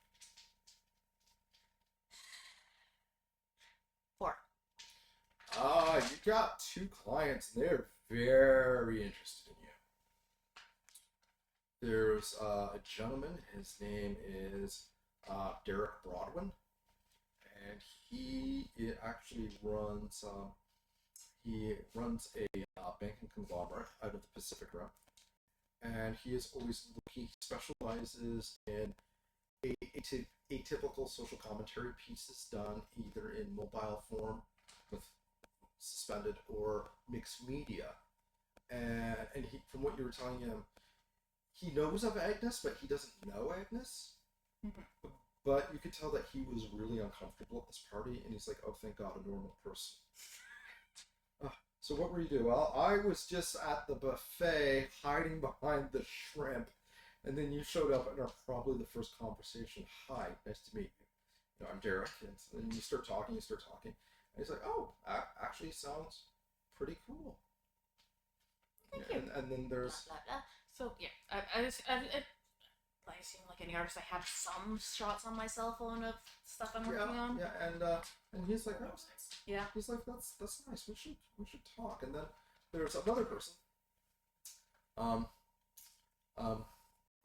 Yeah, you're not too sure about this one, but tall, very very thin, very very nice, elegant, simple dress, and just like, "Oh, Tisha's told me you're mixed media and you're an artist as well." I happen to have a small gallery downtown. Oh, okay. Which one? The Apocalypse. You've heard of the Apocalypse. The Apocalypse is... Anyone who's done a showing at the Apocalypse is usually broken out a year later. Like it's tiny. Like it's beyond bougie. So when they do a gallery opening, the place has enough room for maybe 16 people. But those 16 people are people who matter. Yeah. Okay. So she's very soft spoken, very gentle. Doesn't say too much. She says you do good work. Well, thank you. And you seem to be friends with Agnes, though I have to say I'm not partial to Agnes's work. Don't get me wrong. Her vision, yes. Her work, no. I'm imagining this conversation from her point of view, and just behind her, you can tell what it is, but it's just this giant blurred dong behind her. She's like, her work, that's the much. The human body is grotesque, and the act of sexual copulation vulgar. You have 2 animals made out of meat, rubbing their sweaty urinary tracts against each other in an act of primitive serotonin production. Disgusting. Yeah. Yeah. I mean, when you say it like that, wow. Yeah, it does. But mixed media, textures, colors, art, vision. Perhaps you could join me for a high tea at some point. I would love to. Discuss your particular vision, see if it's compatible with something I would choose to promote. I would absolutely love that, and I suppose we both need to keep doing our rounds of the. Absolutely love it. Yes. Well, I mean, assuming it's good tea. I go for the cucumber sandwiches. They cut off the crust, you know. I have heard this. It's the way nature intended it. Little squares of light. With cucumber. She's looking me up more now. Looking off in the distance. You're not even sure she notices you're gone at this point.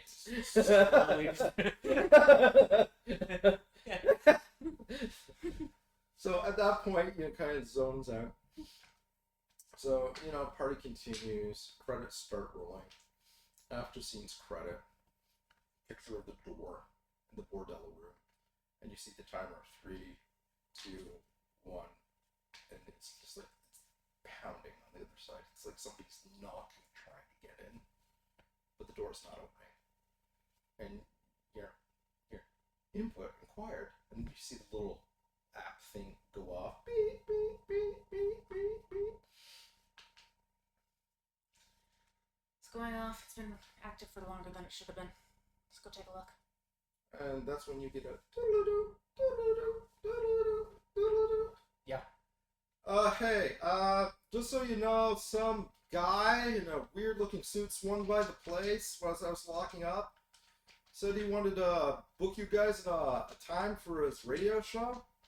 I think he was some kind of rodeo clown or something. Yeah, cool. Say no. That's Tucker Carlson. I want nothing to Yeah, well, I sent the guy packing. Good. Also, I think we got a little problem here. Why? You remember your office?